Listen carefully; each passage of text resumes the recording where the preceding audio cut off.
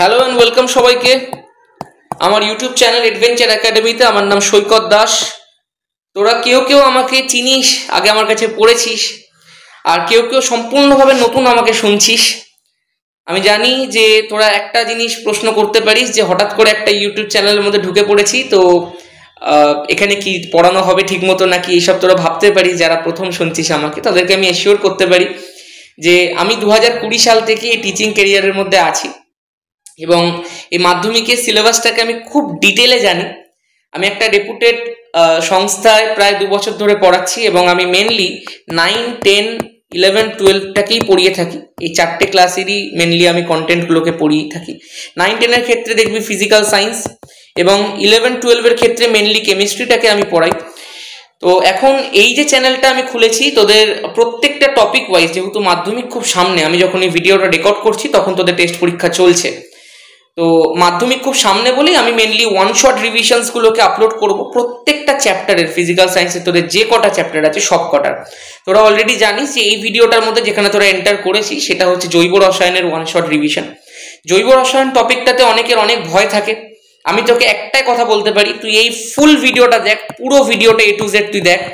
যদি কোনো সমস্যা থেকে যায় তারপরে তুই আমাকে হোয়াটসঅ্যাপে মেসেজ করে বলবি যে না দাদা, তোমার ভিডিওটা দেখলাম, তাও আমার ডাউটগুলো ক্লিয়ার হয়নি, এই কথাটা তুই আমাকে বলবি। যদি তোর না হয়, আমি তোকে প্রপারলি অ্যাসিওর করতে পারি যে তুই যা এতদিন ধরে পড়েছিস জৈব রসায়নে, তুই তার থেকে একটা উঁচু লেভেলের জিনিস এখানে পেতে চলেছিস এবং এরপরে তোর আর এই টপিকটাতে কোনো সমস্যা থাকবে না।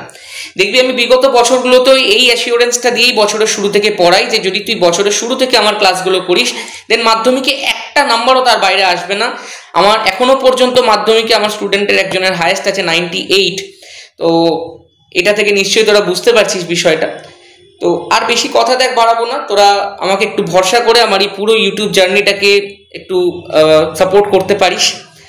তো আস্তে আস্তে সব বিষয়গুলোকে একটু বলি যে আমার একটা পেড কোর্স আমি লঞ্চ করছি, কিন্তু আমি জানি এখনো পর্যন্ত যারা যারা আমাকে নতুন শুনছিস তাদের একটাই কথা হবে যে আমরা হুট করে পেড কোর্সটা কেন নেব। তোরা পুরো ভিডিওটা দেখে নিজেদের যদি ভালো লেগে থাকে, আমার সাথে যদি তোদের সেই ধর একটা টিচারের সাথে একটা আন্ডারস্ট্যান্ডিং এর বিষয় থাকে, কোনো টিচারকে কোনো স্টুডেন্টের পছন্দ হয়, যদি তোদের মনে হয় যে তোরা আমার কাছে পড়তে পারবি বা তোদের যদি ভালো লেগে থাকে, তাহলে তোরা এই পেড কোর্সটা নিতে পারিস, যেখানে তোরা টার্গেট বলে যে কোয়েশ্চেন ব্যাংকটা বেরোয় তার ফুল সলভ পাচ্ছিস। তোরা চ্যাপ্টার ওয়াইজ নিউমেরিক্যাল প্রবলেমস, যা নিউমেরিক্যাল প্রবলেমস করাবো ওর বাইরে মাধ্যমিকে আসবে না, ওই টাইপের বাইরে মাধ্যমিকে আসবে না। তোরা জানবি, যারা শুনেছিস বিগত বছরগুলোতে আমার ভ্যালু পর্যন্ত কমন এসছে এবং ফুল কনসেপচুয়াল সলিউশনসগুলো তোদেরকে করাবো। Chapter wise study material hand written একদম থাকবে বিষয়টা। একটা 200 পেজের কমপ্লিট স্টাডি মেটেরিয়াল দেবো, যেখানে ডিফিকাল্ট টু অ্যান্সার সমস্ত কোয়েশ্চেনগুলো থাকবে, যেগুলো তোদের লিখতে বা এক্সপ্রেস করতে একটুখানি কষ্ট হয়ে থাকে। এই পুরো জিনিসটার পাশাপাশি তোরা দেখ একটা ডাউট ক্লিয়ারিং একটা জায়গা পাচ্ছি, যেখানে তোরা হোয়াটসঅ্যাপে আমাকে সরাসরি কন্ট্যাক্ট করতে পারবি। এটা হচ্ছে মাধ্যমিকের 2025 সালের জন্য ফাইনাল ফাইট, সেই কারণে লাস্ট 60 ডেজের আমি এই কোর্সটা বার করেছি। তো দেখা যাক, তবে মাথায় রাখিস এই যে টাকাটা যেটা তোরা দেখতে পাচ্ছিস এটাকে তোরা পুরো ফ্রি করে নিতে পারিস। প্রসেসটা আমি ভিডিও শেষে আরেকবার বলবো। যে টপিকটা সম্পর্কে আমরা ডিসকাস করবো জৈব রসায়নে, সেটা হচ্ছে জৈব এবং অজৈব পদার্থের পার্থক্য, যেটা থেকে মাধ্যমিকে 3 নম্বর থাকবে, সেই কারণে একটু খুব গুরুত্বপূর্ণ জিনিস কিন্তু এটা। আচ্ছা, 2018 সালের প্রশ্নটা একবার দেখে নিস। এই প্রশ্নটা একটা গোটা প্রশ্ন হিসেবে ছিল, জৈব অজৈব যৌগের পার্থক্য 3 মার্কসের, সেই কারণে এটা বিশেষ একটা গুরুত্বের দাবি রাখে। চল একটুখানি শেখা যাক বিষয়টা। আমি কিন্তু এই ট্যাবলেটে প্রথমবার ক্লাস নিচ্ছি। আমরা যখন অনলাইনে পড়াই তখন কিন্তু স্মার্ট বোর্ডে পড়াই, যদি রেসপন্স ভালো আসে তাহলে আমি এখানেও স্মার্ট বোর্ডের ব্যবস্থা করব। তো চলো একটুখানি আস্তে আস্তে মন দিয়ে পড়া যাক বিষয়টা। প্রথমেই দেখো যে জিনিসটা আমি বলবো সেটা হচ্ছে জৈব যৌগের মধ্যে কিন্তু তোরা অবশ্যই দেখেছিস যে একটা স্পেশাল মৌল কার্বনের সর্বদা উল্লেখ থাকে। মানে যে কোনো জৈব যৌগ তুই দেখে নে, তার মধ্যে কিন্তু কার্বন পরমাণুটা আবশ্যক, কিন্তু এখানটায় কিন্তু এই ধরনের কোনো স্পেশাল পরমাণুর উল্লেখ থাকে না। যে কোনো পরমাণু দিয়ে অজৈব যৌগ তৈরি হতে পারে। 2 নম্বর দেখো যেটা আমরা বলবো সেটা হচ্ছে জৈব যৌগগুলো কিন্তু মেনলি সমযোজী প্রকৃতির হয়, তোরা এই বিষয়টা জানিস। আর সমযোজী প্রকৃতির যখনই হয়ে গেল, এবার সমযোজীর যে কটা পয়েন্ট তোরা জানিস সেগুলো সব লিখতে পারবি, দেখবি আস্তে আস্তে আমি লিখবো। অজৈব যৌগগুলো যেগুলো হয় সেগুলো কিন্তু মেনলি দেখ অসমযোজী, যেটা তোরা এখনো পর্যন্ত খুব একটা ভালো করে জানিস না, অসমযোজীটা 11-এ গিয়ে শিখবি। এবং দেখ হচ্ছে আয়নীয় প্রকৃতির হয়ে থাকে, ঠিক আছে। আচ্ছা 3 নম্বর দেখ, এটা কিন্তু বা নয়, ঠিক আছে, এটা এবং তুই লিখতে পারিস। অনেকে ভেবে থাকে অসমযোজী মানে আয়নীয়, যেটা কিন্তু একদম নয়। 3 নম্বর দেখ যেটা আছে সেটা হচ্ছে এই যে সমযোজী যৌগগুলো হয় তাদের কিন্তু গলনাঙ্ক বা স্ফুটনাঙ্ক যেটা হয় না, সেটা কিন্তু অনেকটা কম হয়। সেগুলো তোরা জানিস সমযোজী যৌগদের ক্ষেত্রে কম হয়। কেন হয় সেটাও তোরা জানিস, আমি এখানটা অত ডিটেলে বলছি না। আর অসমযোজী বা আয়নীয় যৌগ যেগুলো হয় সেগুলোর ক্ষেত্রে তোরা জানিস যে গলনাঙ্ক স্ফুটনাঙ্ক কিন্তু অনেকটা বেশি হয়, তাই না? গলনাঙ্ক বা স্ফুটনাঙ্কটা অনেকটা বেশি হয়, তাহলে সেটাকে তোরা জৈব অজৈব যৌগের পার্থক্যের মধ্যে ঢুকিয়ে দিতে পারিস। 4 নম্বর দেখ যেটা তোরা খুব খুব খুব গুরুত্বপূর্ণ তোদের জন্য, সেটা হচ্ছে জৈব যৌগগুলো কিন্তু জলে দ্রবীভূত হয় না। তার কারণ তোরা জানিস জল কিন্তু হচ্ছে একটা পোলার দ্রাবক এবং জৈব যৌগগুলো কিন্তু হচ্ছে মেনলি নন পোলার প্রকৃতির। কেন জল পোলার দ্রাবক কেন, চলো একটুখানি বিষয়টা বলি। জলের মধ্যে দেখতে পাচ্ছ এরকমের দুটো OH বন্ধন থাকে, এখানটায় দুটো লোন পেয়ার থাকে। সেগুলো এখন তোদের একটুখানি জেনে নিতে হবে, কারণ এগুলো সব 11-এর টপিক। দেখ মেনলি দুখানা এরকম বন্ধন ভ্রামক থাকে, তার কারণ অক্সিজেনের যে তড়িৎ ঋণাত্মকতা সেটা কিন্তু হাইড্রোজেনের থেকে বেশি, তাহলে হাইড্রোজেন থেকে অক্সিজেনের দিকে এই ধরনের একটা বন্ড ভ্রামক যায়, ঠিক আছে। এগুলোকে দেখ পোলারিটি কনসেপ্টে তোরা পড়বি ক্লাস 11-এ যখন তোরা বন্ডিং পড়বি। তাহলে ওভারঅল দেখ একটা লব্ধি ভ্রামক ওপরের দিকে থাকে বলেই জল কিন্তু একটা পোলার দ্রাবক হিসেবে গণ্য করা হয়। এবং এটাকে দেখ প্রোটিক কথাটাও বলা হয়ে থাকে। প্রোটিক কথাটার মানে হচ্ছে হাইড্রোজেন বন্ধন করতে পারে, ঠিক আছে। সেটাও তোরা ক্লাস 11-এ যখন উঠবি তখন তোদেরকে পড়ানো হবে কেমিস্ট্রিতে। নেক্সট দেখো, আমি যদি একটুখানি ওই টপিকটার মধ্যে ফিরে যাই আমরা যেখানে পড়ছিলাম, সেটা হচ্ছে 4 নম্বর আমি এখানটাই লিখতে পারি যে এরা কিন্তু দেখ জলের মধ্যে খুব সহজে দ্রবীভূত হয়ে যায়। তার কারণ আয়নীয় যৌগগুলো যেহেতু আয়ন উৎপন্ন করে, আর জল যেহেতু একটা পোলার দ্রাবক, সেই কারণে পোলার দ্রাবকের মধ্যে আয়নীয় যৌগগুলো, সোজা কথা অজৈব যৌগগুলো সহজে দ্রবীভূত হয়। 5 নম্বর যদি আমি তোদেরকে একটুখানি বলতে চাই, তাহলে জৈব যৌগগুলো কিন্তু একটা বিশেষ ধর্ম আছে যেটা তোরা এখন জানিস, সেটা হচ্ছে সমাবয়বতা।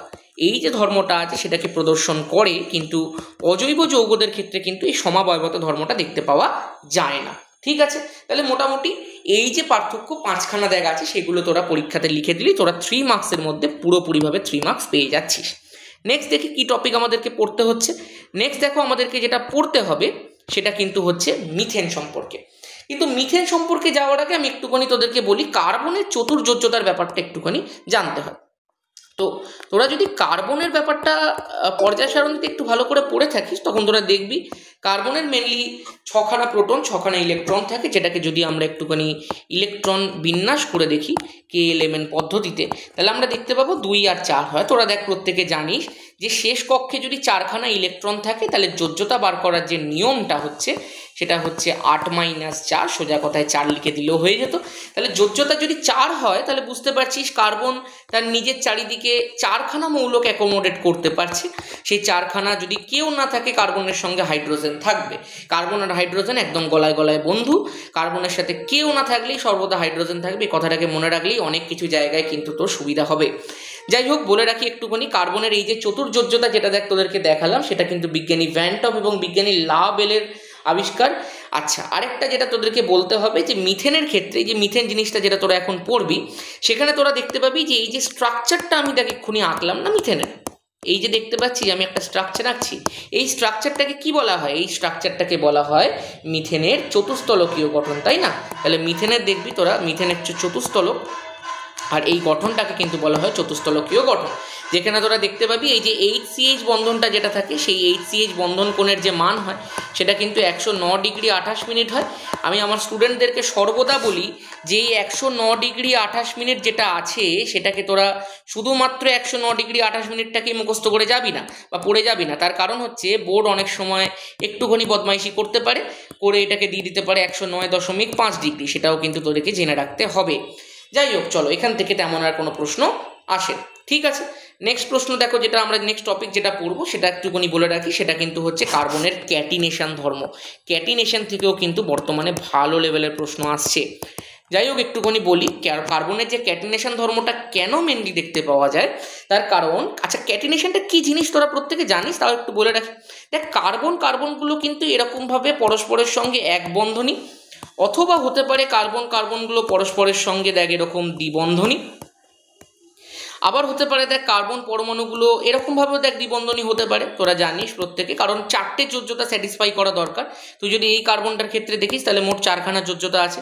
এই কার্বনটার ক্ষেত্রেও দেখিস, তাহলে মোট দেখবি তোরা 4খানা যোজ্যতা আছে। নিচের এটাকে যদি আমি একটুখানি মুছে দিই, চল, তাহলে এইবার তুই একটুখানি দেখতে পাচ্ছিস যে কার্বন পরমাণুগুলো কিন্তু পরস্পরের সঙ্গে বেশ একটা যুক্ত হয়ে পরস্পরের একটা দীর্ঘ শৃঙ্খল তৈরি করছে। এই দীর্ঘ শৃঙ্খল কথাটা যেটা আমি বললাম, এইটা তৈরি করার ধর্মটাকেই বলা হয় ক্যাটিনেশন। এবার তোরা যদি একটুখানি দেখিস স্ট্রেট চেন কম্পাউন্ড, আচ্ছা ট্রিপল বন্ড হয়, একদম ট্রিপল বন্ড হয়। ট্রিপল বন্ড যদি আমি তোদেরকে একটুখানি দেখাই, তাহলে তোরা দেখতে পাচ্ছিস যে কার্বনের সাথে ধর এরকম আমি একটা কার্বনের ট্রিপল বন্ড করলাম, তাহলে এই একটা তোকে বন্ড ফাঁকা দিতে হবে, আবার তুই একটা ট্রিপল বন্ড দেখিয়ে দে এরকম করে। তার কারণ বুঝতেই পারছিস, যদি আমি এই বন্ডটা ফাঁকা না দেখাতাম তাহলে কিন্তু এই কার্বনটা 4টে যোজ্যতা স্যাটিসফাই হতো না। আচ্ছা, এইবার একটা কথা বলি, সেটা হচ্ছে যে তুই যদি এবার একটুখানি লক্ষ্য করিস যে শুধুমাত্র এরকম স্ট্রেট চেন কম্পাউন্ড নয়, কার্বন কিন্তু এই ধরনের রিং স্ট্রাকচারও তৈরি করতে পারে। যেমনি দেখ এই রিংটা যেটা আমি এঁকেছি সেটাকে বলা হয় সাইক্লোহেক্সেন রিং। যে কোনো রিং যৌগকে বলা হয় সাইক্লো, আর যেহেতু মোট 6খানা কার্বন এখানে আছে, 1, 2, 3, 4, 5, 6টা, সেই কারণে এটার নাম হচ্ছে সাইক্লোহেক্সেন।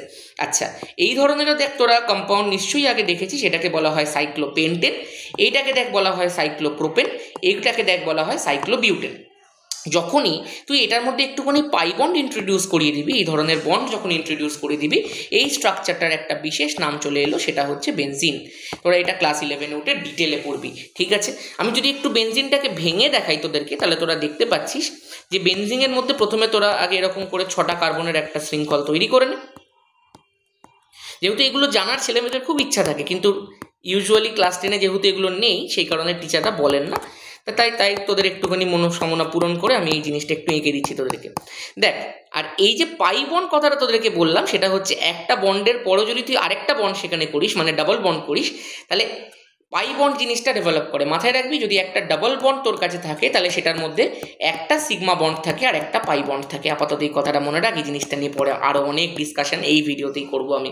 তো এইটা হচ্ছে দেখ বেনজিনের স্ট্রাকচার, যেটাকে আমরা এরকমভাবে দেখিয়েছিলাম, ঠিক আছে? চল নেক্সট, এইবার একটুখানি যাই। এইবার দেখো যে জিনিসটা আমাদেরকে পড়তে হবে সেটা হচ্ছে হাইড্রোকার্বনের বিষয়টা। হাইড্রোকার্বন দেখ তোরা ভালো করেই শুনেছিস এখন যে হাইড্রোকার্বন মেনলি হচ্ছে কার্বন এবং হাইড্রোজেন দ্বারা তৈরি এক ধরনের যৌগ। হাইড্রোকার্বন জিনিসটাকে তোরা প্রত্যেকে জানিস আমরা দুটো শ্রেণীতে ভাগ করতে পারি। একটাকে আমরা বলতে পারি সম্পৃক্ত হাইড্রোকার্বন, আরেকটাকে আমরা বলতে পারি কিন্তু অসম্পৃক্ত হাইড্রোকার্বন। এই সম্পৃক্ত হাইড্রোকার্বন যে জিনিসটা দেখ তোদেরকে আমি বলছি, সেই সম্পৃক্ত হাইড্রোকার্বনের মধ্যে তোরা ভালো করেই জানিস কে পড়ে, সেটা হচ্ছে অ্যালকেন। আর অসম্পৃক্ত হাইড্রোকার্বনের মধ্যে দেখ দুটো ক্যাটাগরি হয়ে থাকে, একটাকে আমরা দেখ বলে থাকি অ্যালকিন, আর একটাকে দেখ আমরা বলে থাকি অ্যালকাইন। এইবার যদি একটুখানি তোরা মন দিয়ে দেখিস, তাহলে এই অ্যালকেন থেকে তোদের মেনলি যেটা লাগবে সেটা হচ্ছে সাধারণ সংকেতটা, সেটা হচ্ছে CnH2n+2। অ্যালকিন থেকে যেটা আছে সেটা হচ্ছে CnH2n, আর অ্যালকাইন যেটা আছে সেটা হচ্ছে CnH2n-2। এই সাধারণ সংকেতগুলো একটুখানি মন দিয়ে খেয়াল রাখিস, তার কারণ যখন দেখবি তোদেরকে IUPAC নামকরণ করানো হবে তখন এগুলো লাগবে। আচ্ছা, তোদেরকে যদি আমি একটুখানি বলি মিথেন আর ইথেনের কথা, তাহলে তোরা দেখতে পাচ্ছিস এদেরকে অ্যালকেন শ্রেণীভুক্ত করা হয়ে থাকে। এবং তোকে বলে রাখি একটা কথা, যে সব থেকে সরলতম অ্যালকেনের নামই কিন্তু হচ্ছে মিথেন। আচ্ছা, মিথেনের যদি তুই একটুখানি চিরুনি তল্লাশি করে দেখিস, একটুখানি যদি পোস্টমর্টম করে দেখিস, তাহলে দেখতে পাবি কার্বন আছে একটা, হাইড্রোজেন আছে 4টে। তাহলে এটা অ্যালকেন কেন হলো? কারণ হচ্ছে দেখো n এর ভ্যালুটা হচ্ছে 1, তাহলে যদি তুমি 2n+2 করো, তার মানে 2 × 1 মানে 2 + 2 হয়ে গেলে দেখো 4 হয়। তাহলে দেখো হাইড্রোজেনের মানটা 4ই আছে, সুতরাং এটা হচ্ছে একটা অ্যালকেন। ব্যাপারটা আশা করছি সবাই বুঝে গেছো। তোমরা ইথেনটা নিজেরা করে দেখো, তাহলে যদি পরীক্ষায় দেয় সরলতম অ্যালকেন কোনটা নিশ্চয়ই লিখতে পারবে এখন, সেটা হচ্ছে মিথেন। যদি অ্যালকিনের কথাটা দেখো তোমাকে আমি বলি, তাহলে অ্যালকিনে তুমি মনে রাখবে যেহেতু, আচ্ছা অ্যালকেনের ক্ষেত্রে কার্বনের সাথে কার্বনের সিঙ্গেল বন্ড অথবা কার্বনের সাথে হাইড্রোজেনের সিঙ্গেল বন্ড হতে হবে। অ্যালকিনের কথাটা যদি আমি তোদেরকে একটু বলি, তাহলে কার্বনের সাথে কার্বনের ডাবল বন্ড হলে সেই জিনিসটাকে আমরা অ্যালকিন রূপে ট্রিট করব। মাথায় রাখবি যেহেতু কার্বনের সাথে কার্বনের ডাবল বন্ড আমি কথাটা বলছি, সেই কারণে এখানটায় কিন্তু একটা কথা বলতে হবে, সেটা হচ্ছে মিনিমাম কার্বন যেটা লাগবে সেটা হচ্ছে 2টো। এই কথাটা কিন্তু খুব গুরুত্বপূর্ণ, যে একটা অ্যালকিন বা একটা অ্যালকাইন তৈরি করতে গেলে মিনিমাম 2খানা কার্বন কিন্তু তোকে দিতেই হবে। তাহলে সরলতম যদি তোকে আমি বলি অ্যালকিন কোনটা হবে, তাহলে সেটা হবে দেখ কার্বনের n এর ভ্যালু তুই 2 বসা, তাহলে n এর ভ্যালু যদি তুই 2 বসাস, তাহলে h এর ভ্যালু কত হবে? 2 এ 2 এ 4 হবে, তাহলে C2H4, যেটাকে তোরা ইথিলিন বা ইথিন নামেও চিনিস, সেটাই কিন্তু হচ্ছে একটা সরলতম অ্যালকিন। নেক্সট যদি আমি তোকে বলি অ্যালকাইনের কথা, তাহলে এখানেও তুই বুঝতে পারছিস C ট্রিপল বন্ড C হবে, তাহলে সেখানটায় তুই বুঝতেই পারছিস যে সরলতম যদি আমি অ্যালকাইন বলি তাহলে সেটা কি হবে, সেটার মধ্যে তুই কার্বনের ভ্যালুটা এনের ভ্যালুটা তুই 2 বসিয়ে দে, তাহলে 2 হবে। আর এইচের ভ্যালুটা 2 এ 2 এ 4 -2 মানে 2, মানে এইটা হচ্ছে দেখ তোর সরলতম অ্যালকাইন, যেটাকে কিন্তু আমরা বলে থাকি কি নামে, অ্যাসিটিলিন নামে চিনি আমরা। ঠিক আছে, চলো এটাকে তোর আইইউপিএসসি নেমিং এর মাধ্যমেও জেনেছিস, এটার নাম ইথাইন। ঠিক আছে, চলো একটুখানি এই ব্যাপারটাও যেহেতু তোদের বলে দিলাম সেই কারণে নেক্সট টপিকটার মধ্যে একটুখানি যাই। আচ্ছা একটা কথা না একটুখানি বললে ভালো হতো, সেটা হচ্ছে এই ক্যাটিনেশন ধর্মটা মেনলি দেখ কার্বন দেখাচ্ছে না, সেই কার্বনের পাশাপাশি তুই দেখতে পাবি কিছু অজৈব যৌগ, মানে অজৈব কিছু মৌল আছে, সেই অজৈব মৌলগুলো তুই বলতে পারিস সালফার, সালফারও কিন্তু ক্যাটিনেশন ধর্ম দেখায়, ফসফরাসও কিন্তু ক্যাটিনেশন ধর্ম দেখায়। আর কার্বনের ক্যাটিনেশনটাই সবচেয়ে ভালো, তার কারণ কি, তার কারণ কার্বন কার্বন যে বন্ডটা আছে সেটা কিন্তু অত্যন্ত শক্তিশালী, এর যে বন্ড বিয়োজন শক্তি আছে সেটা কিন্তু 83 কিলো ক্যালোরি পার মোল, এই কথাটা জেনে রাখিস। ঠিক আছে, নেক্সট চলো একটুখানি বলি, হাইড্রোকার্বন টপিকটাও মোটামুটি শেখালাম তোদেরকে। আচ্ছা হাইড্রোকার্বন থেকে দেখ মিথেন জিনিসটা তোরা একটুখানি ভালো করেই জানলি, পরে আমরা মিথেন সম্পর্কে আরও কিছু কিছু জিনিস পড়বো, সেই বিষয়টা একটুখানি বলবো। সেগুলোর আগে একটুখানি বলি যে আমাদের এই হাইড্রোকার্বন থেকে যে জিনিসটা দেখ তোরা পড়ছিস মিথেন সম্পর্কে, সেরকমই তোদেরকে কিন্তু পড়তে হবে আরেকজনের সম্পর্কে, যার নামটা কিন্তু হচ্ছে ইথিলিন। তাহলে ইথিলিন সম্পর্কে যদি আমি একটুখানি তোদেরকে বলি, তাহলে ইথিলিনের ব্যাপারটায় স্ট্রাকচারটা আঁকতে তোরা প্রত্যেকেই পারবি। দেখো সি ডাবল বন্ড সি করলাম, আর এরকমভাবে দেখ দুখানা হাইড্রোজেনকে এরকম বন্ডিংয়ের মাধ্যমে দেখালাম, আর এই পাশের কার্বনটা তো দুখানা হাইড্রোজেন বন্ডিংয়ের মাধ্যমে দেখালাম। তো এই বিষয়টাতে তোরা বুঝতে পারছিস যে এই যে কার্বনটা আছে সেই কার্বনটা তোরা 11-এ উঠে পড়বি, এটা sp2 হাইব্রিডাইজড হয়, এখন এইসব ব্যাপারে মাথা ঘামাতে হবে না। এই যে দেখতে পাচ্ছিস এই যে বন্ডটা আছে, এই বন্ডটা ডাবল বন্ড আছে, ডাবল বন্ড আছে মানে আমি কি বলেছিলাম, একটা সিগমা বন্ড আছে আর একটা কি বন্ড আছে বল, পাই বন্ড আছে। আচ্ছা এই বন্ডগুলো সিঙ্গেল বন্ডগুলো সব কি বন্ড, এগুলো সব সিগমা বন্ড। ঠিক আছে, মাথায় রাখবি একটা পাই বন্ডকে যখন আমরা ভাঙি তখন সেখান থেকে দুখানা সিগমা বন্ড বেরোয়, এই কথাগুলো সর্বদা প্রথম থেকেই মাথায় রাখ, কারণ পরে গিয়ে একটু খুব গুরুত্বপূর্ণ জিনিস এগুলো লাগবে। যাই হোক, এবার একটুখানি বলি, এই যে ইথিলিনের মধ্যে এই যে বন্ডটা দেখছিস না, এই বন্ড অ্যাঙ্গেলটা দেখছিস না, সেটা হচ্ছে 120 ডিগ্রি। ঠিক আছে, আচ্ছা আরেকটা কথা বলে রাখি, সেটা হচ্ছে এই যে সি ডাবল বন্ড সি এর যে লেন্থটা দেখছিস, এই লেন্থটা হচ্ছে দেখ 1.34 অ্যামস্ট্রং, এই কথাটাকে একটু জাস্ট মাথায় রাখিস। ঠিক আছে, আচ্ছা আরেকটা জিনিস মাথায় রাখতে পারিস, এই যে দেখ সিএইচ যে বন্ধনগুলো আছে সেগুলোর দৈর্ঘ্যটা হচ্ছে 1.08 অ্যামস্ট্রং, যদি মাথায় থাকে অবশ্যই মাথায় রাখতে পারিস। নেক্সট দেখ যেটা তোদেরকে অবশ্যই আমি বলবো সেটা হচ্ছে পড়তে, সেটা অ্যাসিটিলিন। অ্যাসিটিলিনের জায়গাটা থেকে বেশি তেমন প্রশ্ন দেবে না, শুধু এইটুকুনি দিতে পারে যে এই যে অ্যাসিটিলিনটার মধ্যে এই যে আমি গঠনটা যেটা আঁকছি সেটা দেখ একটা স্ট্রেট গঠন হচ্ছে, তো সেই কারণে এই যে বন্ধনটা আছে সেটা দেখ পুরো বুঝতেই পারছিস বন্ধন কোণটা হবে 180 ডিগ্রি। আর আরেকটা জিনিস দেখ যদি তোরা পড়ে রাখতে পারিস, একটু জেনে রাখিস যে স্পিড হাইব্রিডাইজেশন হয় এখানে। আর মিথেনের ক্ষেত্রে কি হাইব্রিডাইজেশন হয় ভাই, মিথেনের ক্ষেত্রে একটুখানি জাস্ট জেনে রাখ যে মিথেনের ক্ষেত্রেও একটা হাইব্রিডাইজেশন আছে, সেটা হচ্ছে sp3। আমি জানি এগুলো তোদের টপিক নয়, বাট মাধ্যমিকের এখন আমার কোনো ভরসা নেই, যে ধরনের প্রশ্ন এখন হচ্ছে এইসব জিনিস দিয়ে দিতে পারে, ওই জন্য আমি অবশ্যই একটুখানি বলে রাখি। ঠিক আছে, তাহলে এখনো পর্যন্ত আমরা যেটুকু দেখ পড়লাম সেটুকুর মধ্যে আমি আশা করতে পারি যে টপিকগুলো হলো সেগুলো তোদের ক্লিয়ার আছে। ঠিক আছে, তো চলো এবার একটুখানি বিশেষ কিছু জিনিসগুলো আমরা এগুলো পড়ে ফেলেছি, এবার একটু হাইড্রোকার্বনের আইইউপিএসসি নেমিংটার ব্যাপারটা বলি। আইইউপিএসসি নেমিংয়ের জায়গাটার মধ্যে তোদেরকে যে জিনিসটা জানতে হবে সেটা হচ্ছে আইইউপিএসসি আমাদের যেমনি ধর ফুটবলের ক্ষেত্রে ফিফা আছে, আমাদের ক্রিকেটের ক্ষেত্রে আইসিসি আছে, সেমনি আমাদের কেমিস্ট্রির ক্ষেত্রে কিন্তু আছে আইইউপিএসসি। আমাদেরকে যেটা পড়তে হবে সবার প্রথমে সেটা হচ্ছে আইইউপিএসসির ফুল ফর্ম। কি ফুল ফর্ম আছে, ইন্টারন্যাশনাল ইউনিয়ন ফর না of pure and applied chemistry. ঠিক আছে, চল তাহলে এই নামটা পুরোটা তোদেরকে জানতে হচ্ছে। আরেকটা দেখ কথা তোদেরকে অবশ্যই বলবো যে আইইউপিএসসির যে নেমিংটা অনেকে এটাকে ইউপ্যাক নেমিং বলে থাকে, কিন্তু আমি বলবো আইইউপিএসসি নেমিং বলাটাই বেশি ভালো। চলো একটুখানি নিয়মগুলো শেখাই তোমাকে। এখানে দেখো প্রথমেই আমি বলি কার্বন সংখ্যা, এবং এখানটা আমি তার বলে রাখছি নাম। আমি দুটো পার্টে তোদেরকে আইইউপিএসি নেমিং শেখাবো। প্রথমে দেখ হাইড্রোকার্বনের আইইউপিএসি নেমিংটা শেখাবো এবং তারপরে দেখবি তোদেরকে কার্যকরীমূলক দিয়ে আইইউপিএসি নেমিংটা শিখিয়ে দেবো। তাহলে আমি যদি প্রথমেই বলি কার্বন সংখ্যা যদি 1 হয় তাহলে নামটা কি হবে বল, মিথ হবে। ঠিক আছে, কার্বন সংখ্যা যদি 2 হয় তাহলে কি হবে বল, ইথ হবে। কার্বন সংখ্যা যদি 3 হয় তাহলে হয়ে যাবে দেখ প্রোপ। কার্বন সংখ্যা যদি 4 হয় তাহলে হয়ে যাবে দেখ বিউট। কার্বন সংখ্যা যদি 5 হয় তাহলে হয়ে যাবে দেখ পেন্ট। কার্বন সংখ্যা যদি 6 হয় তাহলে হয়ে যাবে হেক্স।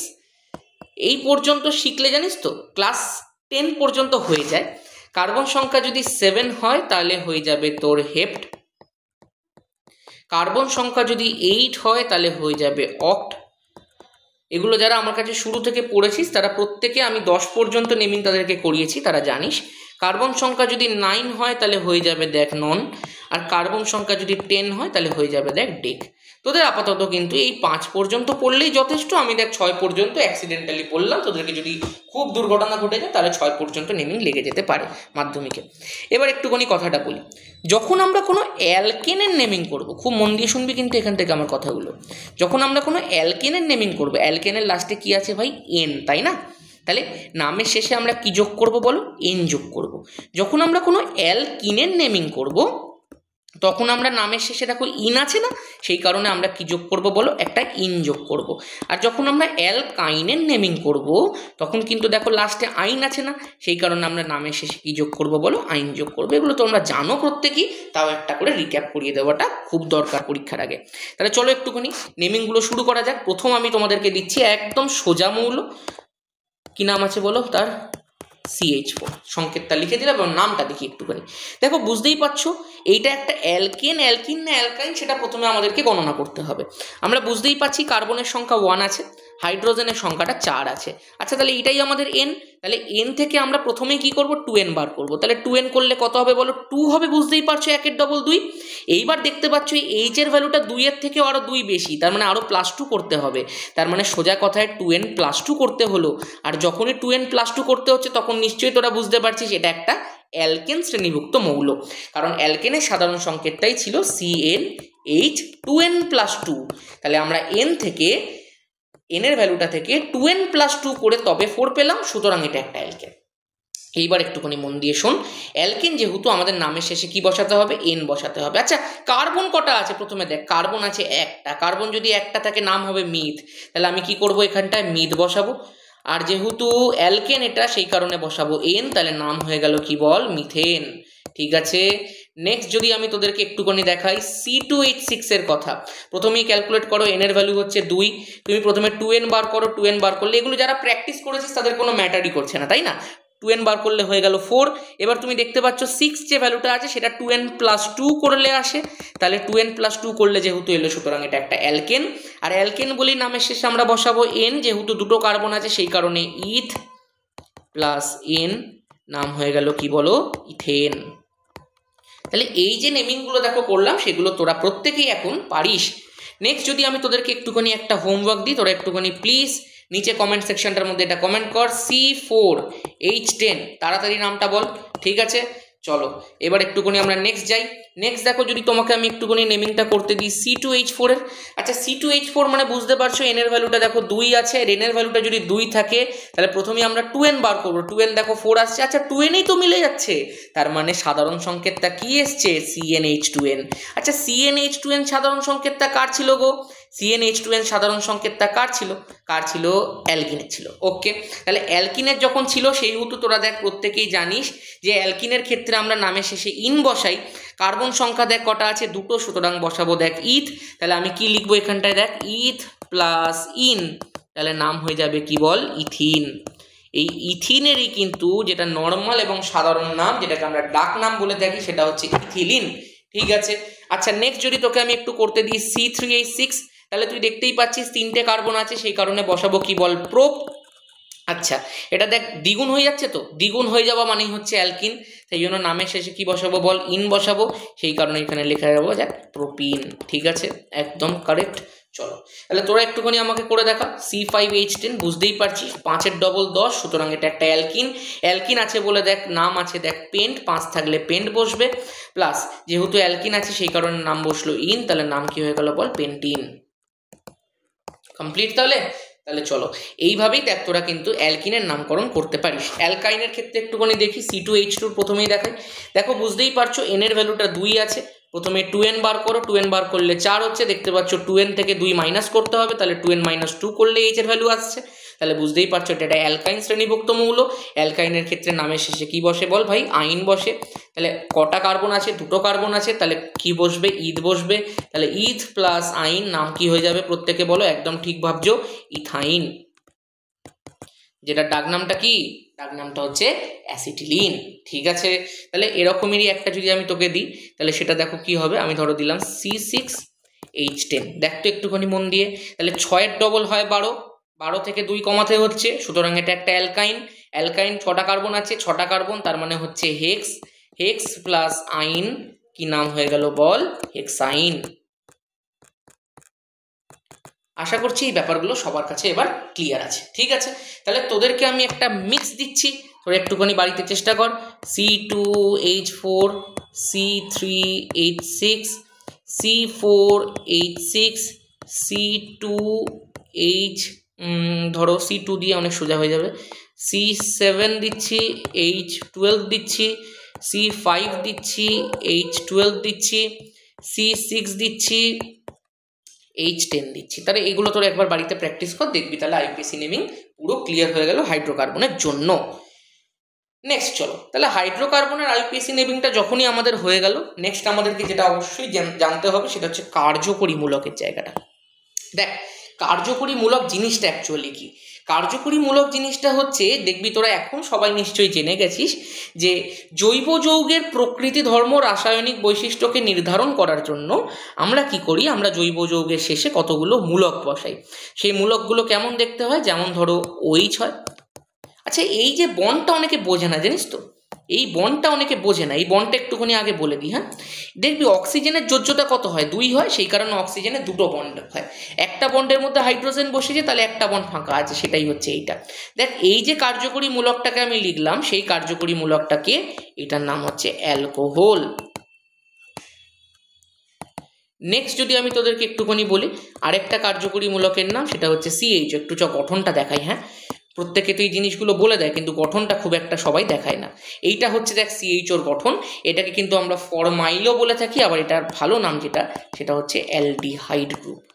অবশ্যই কিন্তু এগুলো করে যাস, মাধ্যমিকে কিন্তু MCQ-তেও এই জিনিসগুলো জিজ্ঞাসা করে যে অ্যালডিহাইড গ্রুপের সাধারণ সংকেত কোনটা, তখন কিন্তু তোকে খুঁজে লিখতে হবে এইটা। দেখতেই পাচ্ছিস কার্বনের কিন্তু দেখ চতুর্যোজ্যতা এখানেও কিন্তু স্যাটিসফাই হয়ে গেছে। এইবার যদি তোকে আমি একটুখানি একটা কথা বলতে চাই, তখন তুই দেখতে পাবি যে অ্যালডিহাইড গ্রুপের মধ্যে কিন্তু যে কার্বনের সাথে অক্সিজেনের ডাবল বন্ড আছে, এই বিষয়টা নিয়ে তুই বুঝতে পারছিস একটা বন্ড ফাঁকা থাকবে, সেই বন্ডটাই আমি এখানটায় দেখিয়েছি, যেই বন্ডটাই কিন্তু এইটা। 3 নম্বর দেখো যেটা আমি বলতে পারি সেটা হচ্ছে অ্যাসিড গ্রুপ, যেটাকে আমরা এরকমভাবে লিখতে পারি। অ্যাসিড গ্রুপটাকেও যদি আমি একটুখানি তোদেরকে ভেঙে লিখি, তাহলে সেটা দেখ এরকম দেখতে হয়। C ডাবল বন্ড O, আবার O এর সাথে একটা বন্ধন করে H। দেখবি কার্বনের স্যাটিসফাই হয়ে গেছে চতুর্যোজ্যতা। কার্বনের সাথে অক্সিজেনের ডাবল বন্ড, একটা অক্সিজেনের সিঙ্গেল বন্ড আছে, তাহলে একটা বন্ড ফাঁকা, সেই বন্ডটাই এটা, সেই বন্ডটাই এটা হয়েছে। আচ্ছা, এটাকে কি বলা হয়? এটাকে বলা হয় কার্বক্সিলিক অ্যাসিড।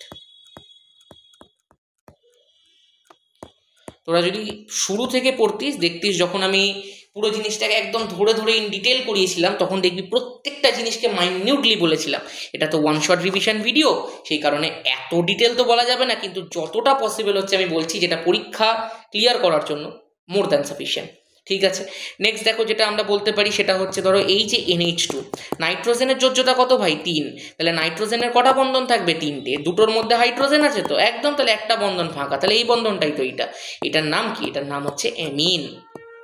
আচ্ছা, 5 নম্বর দেখো অক্সিজেনের যোজ্যতা কত? 2। তাহলে অক্সিজেনের কটা বন্ধন? 2টো। যদি দুটোই ফাঁকা থাকে, তাহলে যে জিনিসটা তৈরি হয়, যে লিঙ্কেজটা তৈরি হয়, যে কার্যকরী মূলকটা তৈরি হয়, তার নাম হচ্ছে ইথার। আশা করছি বিষয়টা একদম ক্লিয়ার আছে। ঠিক আছে, তাহলে এই যে দেখ তোরা কার্যকরী মূলকগুলো শিখলি। আচ্ছা, একটা বাকি রয়ে গেছে না? একজন বাকি রয়ে গেছে, যিনি খুব রাগ করবেন যদি না বলা যায়। তার নামটা কি? 6 নম্বর।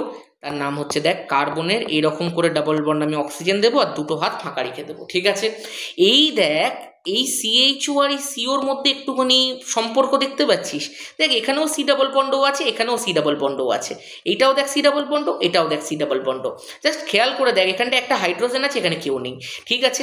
আচ্ছা, তাহলে এই যে জিনিসটা দেখতে পাচ্ছিস এইটা হচ্ছে দেখ কিটো গ্রুপ, যেটাকে আমরা কিটোন নামেও ডেকে থাকি। এই কিটো গ্রুপের কিন্তু এই যে দুটো হাত যে ফাঁকা থাকে তার মধ্যে কিন্তু অ্যালকিল গ্রুপ বসে। কি অ্যালকিল গ্রুপ? তাহলে অ্যালকিল গ্রুপ জানার জন্য চলো জেনে নিই আমরা হাইড্রোকার্বন মূলক। হাইড্রোকার্বন মূলক জিনিসটা কি? দেখবি তোরা পড়েছিস মিথেন, তোরা পড়েছিস ইথেন, তোরা পড়েছিস প্রোপেন। যদি আমরা এই জিনিসগুলো থেকে একটা করে হাইড্রোজেনকে সরিয়ে দিই তাহলে তুই কি বুঝতে পারছিস যে একটা করে বন্ড তৈরি হবে। যেমন আমি যদি তোকে এক্ষুনি বলি যে CH4 মানে কি? কার্বনের সাথে 4টে হাইড্রোজেন, একদম রাইট। তাহলে তুই আমাকে একটা কথা বল, আমি যদি তোকে এই হাইড্রোজেনটাকে একটু সরিয়ে দিতে বলি তাহলে একটা বন্ড ফাঁকা হয়ে গেল, তো একদম ফাঁকা হয়ে গেল। তখন যে গ্রুপটা তৈরি হলো সেইটাকে আমরা বলবো মিথাইল। এই মিথাইলটা যেটা আছে সেইটাই হচ্ছে হাইড্রোকার্বন মূলক। আশা করছি বিষয়গুলো এবার ইন ডিটেল পরিষ্কার হচ্ছে। তাহলে যদি আমরা এই ইথেন থেকে তৈরি করতে চাই তাহলে একটা বন্ড ফাঁকা রাখো, C2H5 লিখে দাও, খুব ভালো কথা। তাহলে যদি আমরা এই রকমভাবেই তৈরি করে থাকি ইথেন থেকে তাহলে এর নাম কি হয়ে যাবে বলো? ইথাইল হয়ে যাবে। আর এই যে মিথাইল ইথাইল যেগুলো লিখছি সেইগুলোকেই দেখ বলা হয়ে থাকে অ্যালকিল গ্রুপ। এই অ্যালকিল গ্রুপগুলোকে আমরা মেনলি আর দিয়ে প্রকাশ করে থাকি। একদম ক্লিয়ার আছে? তাহলে তুই যদি এই যে C3H8 আছে তাই না, কারণ 3-এর ডবল 6 হয়, তা +2 করলে 8 হয়, তাহলে এইটা কি আছে বল? এইটা থেকে যদি আমি একটা হাইড্রোজেনকে সরিয়ে দিই তাহলে C3H7 হচ্ছে। তোরা প্রত্যেকে আমাকে এর নামটা নিচে কমেন্ট করে বল, ঠিক আছে?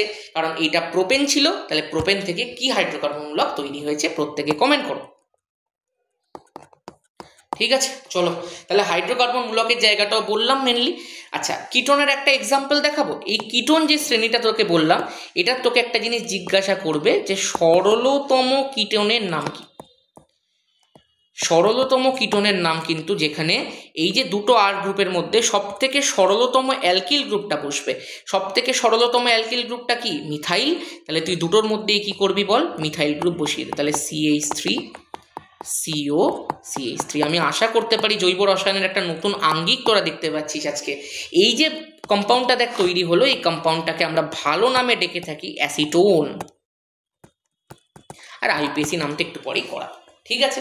চলো তাহলে মোটামুটি। আচ্ছা, আরেকটা জিনিস মাধ্যমিকে এখন খুব দিচ্ছে ইদানিং, সব থেকে সরলতম অ্যালকোহল। প্রত্যেকটা আমি একটু একটু করে ডিটেলিং করে দিচ্ছি। সরলতম অ্যালকোহল, প্রত্যেকে কিন্তু খাতা বার করে জিনিসগুলো লিখবি, পরীক্ষার জন্য খুব ইম্পর্টেন্ট।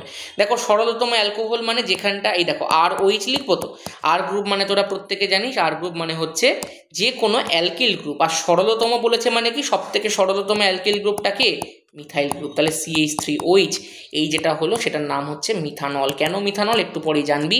এটাকে দেখ আরেক নামেও ডাকা হয়ে থাকে, সেটা হচ্ছে মিথাইল অ্যালকোহল।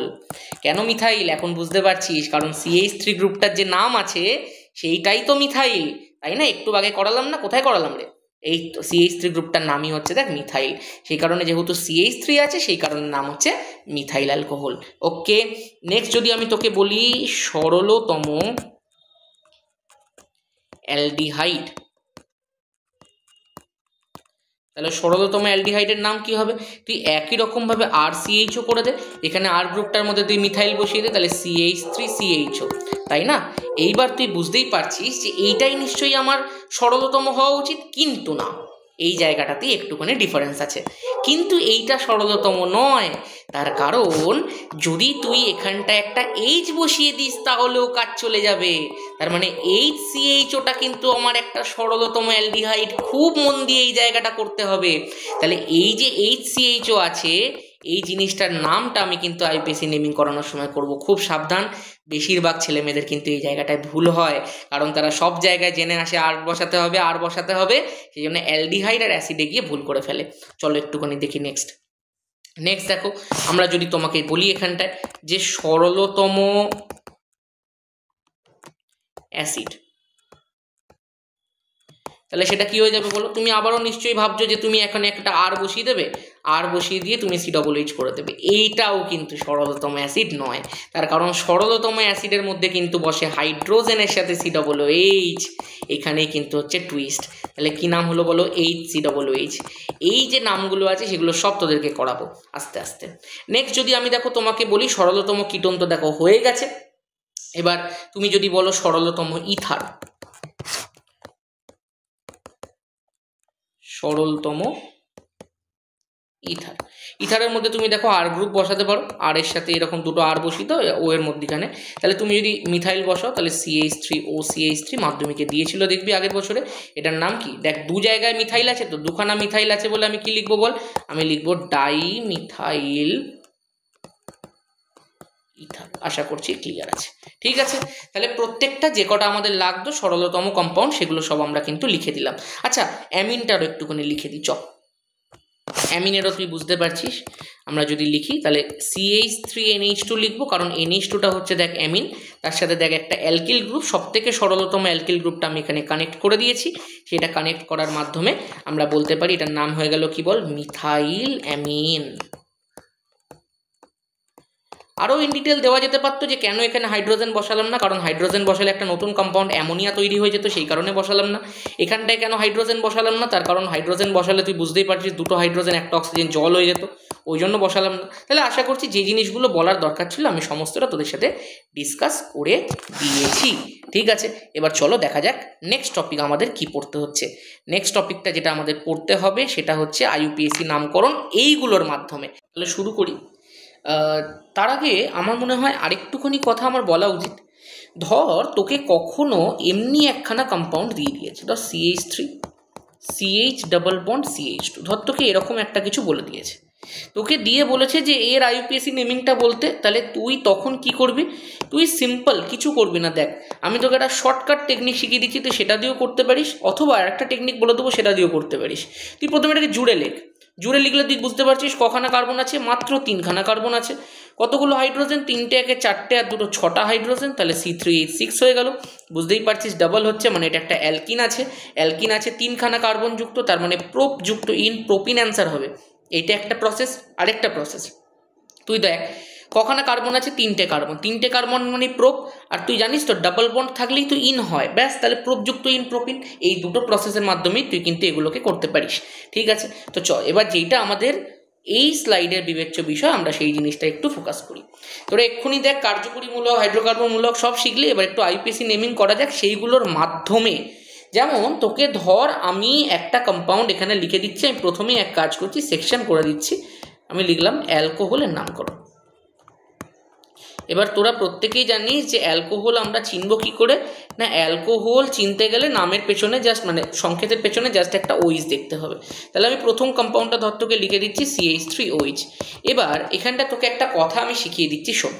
তোরা প্রত্যেকেই জানিস একটা কার্বন থাকলে আমরা কিন্তু মিথ লিখি, কিন্তু একটা কথা মন দিয়ে শুনে রাখ, আমার একটা চিটিংবাজি প্রসেস আছে যেটাকে আমি নিজে বানিয়েছি, দেখবি পরে কি এটা বইও ফলো করে, কিন্তু তোকে আমি কথা বলে দিচ্ছি, যখন কার্যকরী মূলক দিয়ে নামকরণ হবে তখন মিথ ইথ এই কথাগুলোকে ইউজ করবি না, তার পরিবর্তে লিখবি মিথান, ইথান, প্রোপান ইত্যাদি কথা। আমি দেখবি যখন শুরুতে পড়াতাম আমি এরকম বইয়ের মতো করে শেখাতাম যে মিথেন যুক্ত অল লেখো, কিন্তু এইরকম করে দেখলাম অনেকের ধর 10টার মধ্যে 6টা ঠিক হচ্ছে, 4টে ভুল হচ্ছে।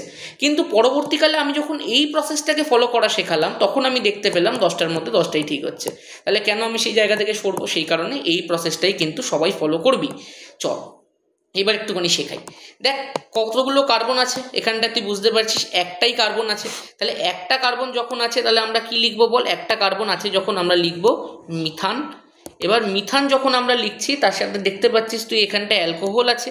এবার অ্যালকোহল থাকলে তুই শেষে কি বসাবি, দ্যাট ইজ দ্য পয়েন্ট। দেখবি তোরা প্রত্যেকেই জানিস, আমি তাও বলে দিচ্ছি, অ্যালকোহল থাকলে তুই শেষে বসাবি অল, তার মানে মিথানের সঙ্গে এখানে আমি কি যুক্ত করব বল? অল।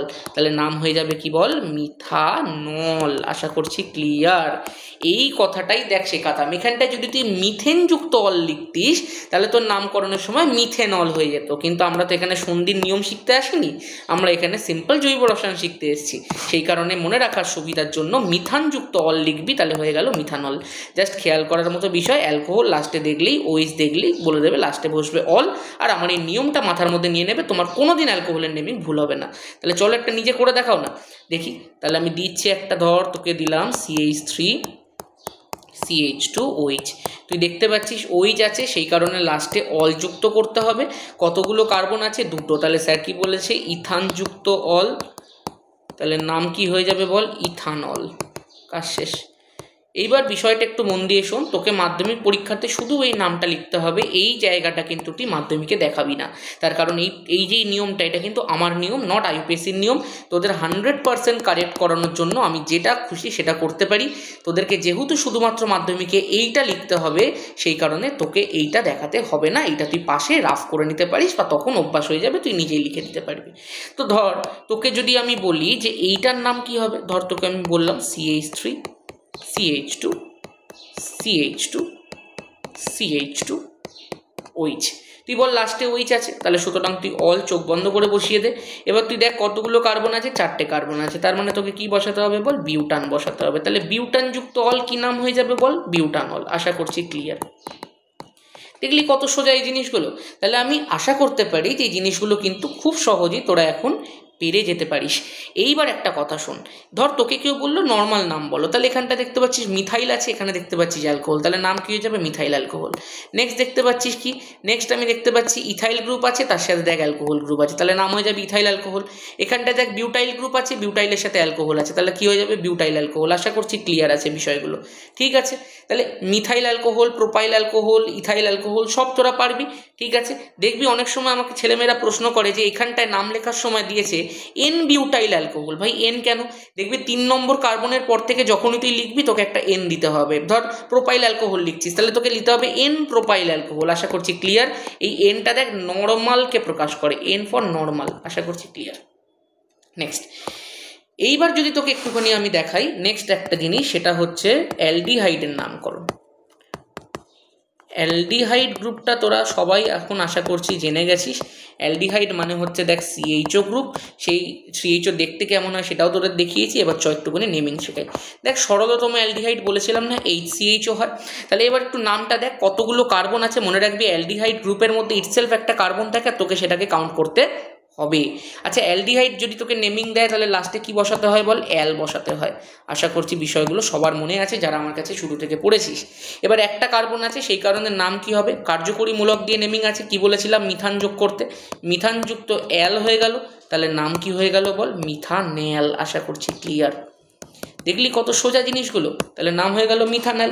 নেক্সট যদি তোকে একটা কথা বলি আমি, আচ্ছা এর এর এর নর্মাল নামটা কি হবে? কেউ কি বলতে পারবি এর নাম নর্মাল নামটা কি হবে? এখানে তো কোনো মিথাইল গ্রুপ নেই, তুই মিথাইল অ্যালডিহাইড তো বলতে পারবি না। এর নর্মাল নামটা মনে রাখবি, এটার নাম হচ্ছে ফর্ম্যালডিহাইড।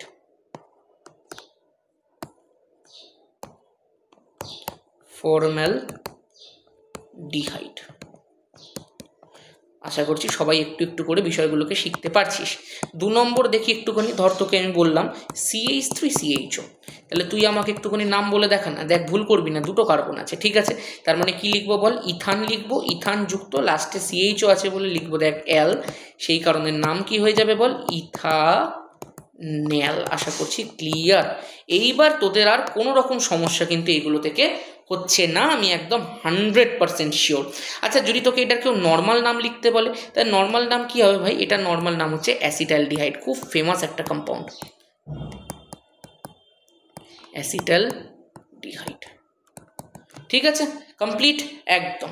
চলো, তাহলে আমি আশা করতে পারি যে তোমরা আমাকে কমেন্ট সেকশনের মধ্যে এই কম্পাউন্ডটার নামটা কিন্তু অবশ্যই লিখে দেবে। CH3 CH2 CH2 CHO। চলো, এটার নামটা প্রত্যেকে তাড়াতাড়ি করে কমেন্ট করো, এবং ভিডিওটাকে যদি ভালো লেগে থাকে এখনও পর্যন্ত একটা লাইক করবি, এবং প্রত্যেকে নিজেদের যতগুলো বন্ধু দেখবি তোদের ফ্রেন্ড সার্কেলের মধ্যে আছে যারা মাধ্যমিক দেবে, সবার সাথে একটুখানি শেয়ার করে একটু চেষ্টা করিস। কারণ আমি যেহেতু প্রথম খুলেছি আমার নিজের ইউটিউব চ্যানেলটা, আমি অন্যান্য ইউটিউব চ্যানেলে ধর আমাদের যে সংস্থাতে আমি পড়াই তার ইউটিউব চ্যানেলে আমার প্রচুর ভিডিও আছে, কিন্তু আমার নিজের ক্ষেত্রে এটা প্রথম একটা এক্সপিরিয়েন্স, সেই কারণে একটু সাপোর্ট করিস আমাকে, ঠিক আছে? চলো নেক্সট। এইবার একটা কথা শোন, এবার নেক্সট আমরা একটু যেটা পড়বো সেটা হচ্ছে অ্যাসিডের নামকরণ। চলো দেখি অ্যাসিডের নামকরণটা একটুখানি দেখি। অ্যাসিড মাত্রেই বুঝতে পারছিস কার্বক্সিলিক অ্যাসিডের কথা আমি বলছি, সেগুলোকে দেখতে কেমন হবে এই কার্যকরীমূলকটা তোরা প্রত্যেকে দেখেছিস। ধর তোকে একটা নেম দিই, HCOOH। এবার HCOOH মানে তুই বুঝতে পারছিস যেখানটা অ্যাসিড গ্রুপের মধ্যেও দেখ একটাই মাত্র কার্বন আছে, তাহলে একটাই মাত্র কার্বন যখন আছে তাহলে কি হয়ে যাবে বল, আমি বলেছি সবসময় মিথান দিয়ে করবি, তাহলে মিথান যুক্ত। এবার অ্যাসিড গ্রুপ থাকলে নামের শেষে কি বসবে, বসবে ওইক অ্যাসিড, ওইক অ্যাসিড বসাতে হবে তোকে, তাহলে মিথান যুক্ত ওইক অ্যাসিড। এবার প্রত্যেকেই আশা করছি মনে মনে নামটা বলেও ফেলেছিস, কত সোজা হয়ে গেছে বলে, এবার মিথানোইক অ্যাসিড।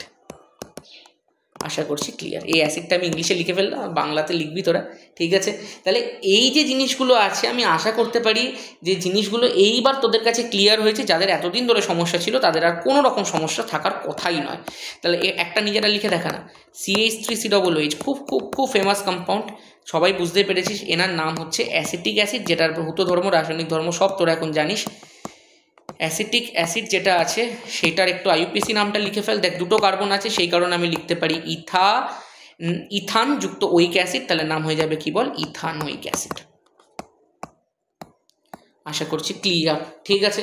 তো তোরা একটুখানি নিজেরা আমাকে এই কম্পাউন্ডটার নাম লিখে দেখাবি তো, CH3CH2COOH, প্রত্যেকেই বুঝতে পারছিস কি নাম হবে, কমেন্ট সেকশনের মধ্যে লিখে জানা, ঠিক আছে। আচ্ছা এইটা নর্মাল নাম কি হবে, এইটার নর্মাল নাম কিন্তু দেখ তোদেরকে অবশ্যই জানতে হবে, পিঁপড়ের হুলের মধ্যে থাকে ফর্মিক অ্যাসিড। আর এই নর্মাল নামগুলো একটুখানি জেনে রাখিস, মাধ্যমিক কখন কি প্রশ্ন করবে তার কোনো ঠিক নেই, খুব সাবধান, প্রশ্নের মধ্যে ভালো করে দেখবি নর্মাল নাম লিখতে দিয়েছে নাকি IUPAC নাম লিখতে দিয়েছে, সেই অনুযায়ী অ্যাক্ট করবি। নেক্সট দেখ তোদের যে নামকরণটা আছে সেটা কিন্তু অবশ্যই খুব খুব খুব ইম্পর্টেন্ট, কিটোন গ্রুপের নামকরণ। কিটোন গ্রুপের নামকরণের ক্ষেত্রে একটুখানি খেয়াল রাখিস, অনেকভাবে করা যায়, এটা কিন্তু নামের শেষে বসাতে হয় ওন, ঠিক আছে। ধর তোকে একটা কম্পাউন্ড দিই, সরলতম কিটোন CH3C⁻O CH3, কতগুলো কার্বন আছে বল, 3টে কার্বন আছে, এটাই কিন্তু মিনিমাম, তাহলে কি নাম হয়ে যাবে বল, 3টে কার্বন থাকলে প্রোপান যুক্ত, এটা কি হয়ে যাবে বল, ওন হয়ে যাবে, তাহলে নাম কি হয়ে যাবে বল, প্রোপানোন। আশা করছি ক্লিয়ার, একদম ডান। নেক্সট দেখো 2 নম্বর, ধরো আমি তোমাকে এইটারই দেখ আরেক ধরনের নাম তোকে আমি শেখাচ্ছি। দেখ এখানটায় তুই ধর নাম্বারিং করলি 1 2 3, মাথায় রাখবি তুই যেদিক থেকে খুশি নাম্বারিং কর, এইটা 2 নম্বরই পড়বে। তাহলে এটা দেখ 2 নম্বরে যেহেতু কিটোন গ্রুপটা আছে সেই কারণে লেখা যায় 2 প্রোপানোন। আশা করছি ক্লিয়ার, তাহলে এটা 1 নম্বর নাম, এটা 2 নম্বর নাম, আরেকটাও দেখ নাম লেখা যায় সেটা হচ্ছে প্রোপান, 2 নম্বরে ওন আছে বলে প্রোপান 2 ওন। আশা করছি ক্লিয়ার, দেখ এইখানটায় কিন্তু আমার নিয়মটাই চলে, তাই না, চলো। কিন্তু মাথায় রাখবি এই যে এই ভাঙা জিনিসটা কিন্তু পরীক্ষাতে দেখাবি না, বারবার করে বলছি, কারণ এটা আমার তৈরি করা। চলো তুমি শুধু এইটুকু লিখবে। এবার একটু মন দিয়ে শোনো, এইবার বিষয়টা যেটা আছে এইটা তো হয় পেরে গেলি তোরা, এখান থেকে ধর আরেকটা তোকে দিল এই ধরনের কম্পাউন্ড, এইটাও একটুখানি শিখিয়ে দিই। আচ্ছা সেইটার জন্য আমার আলাদা একটা সেকশন করা আছে বাই দ্য ওয়ে, চলো সেটা সেখানে শেখাবো।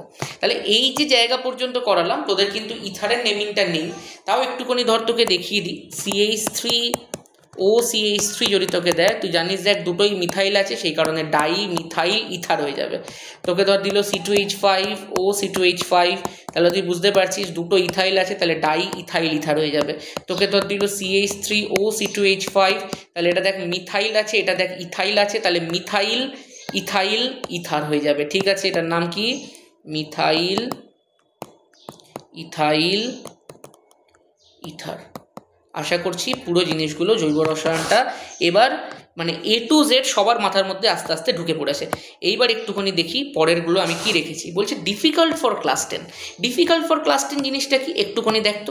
ধর তোকে এই ধরনের একটা কম্পাউন্ড দিয়েছে CH3CO, আমি ধর যেমনি করে পরীক্ষাতে দেবে সেরকমভাবে লিখি CO CH2CH3।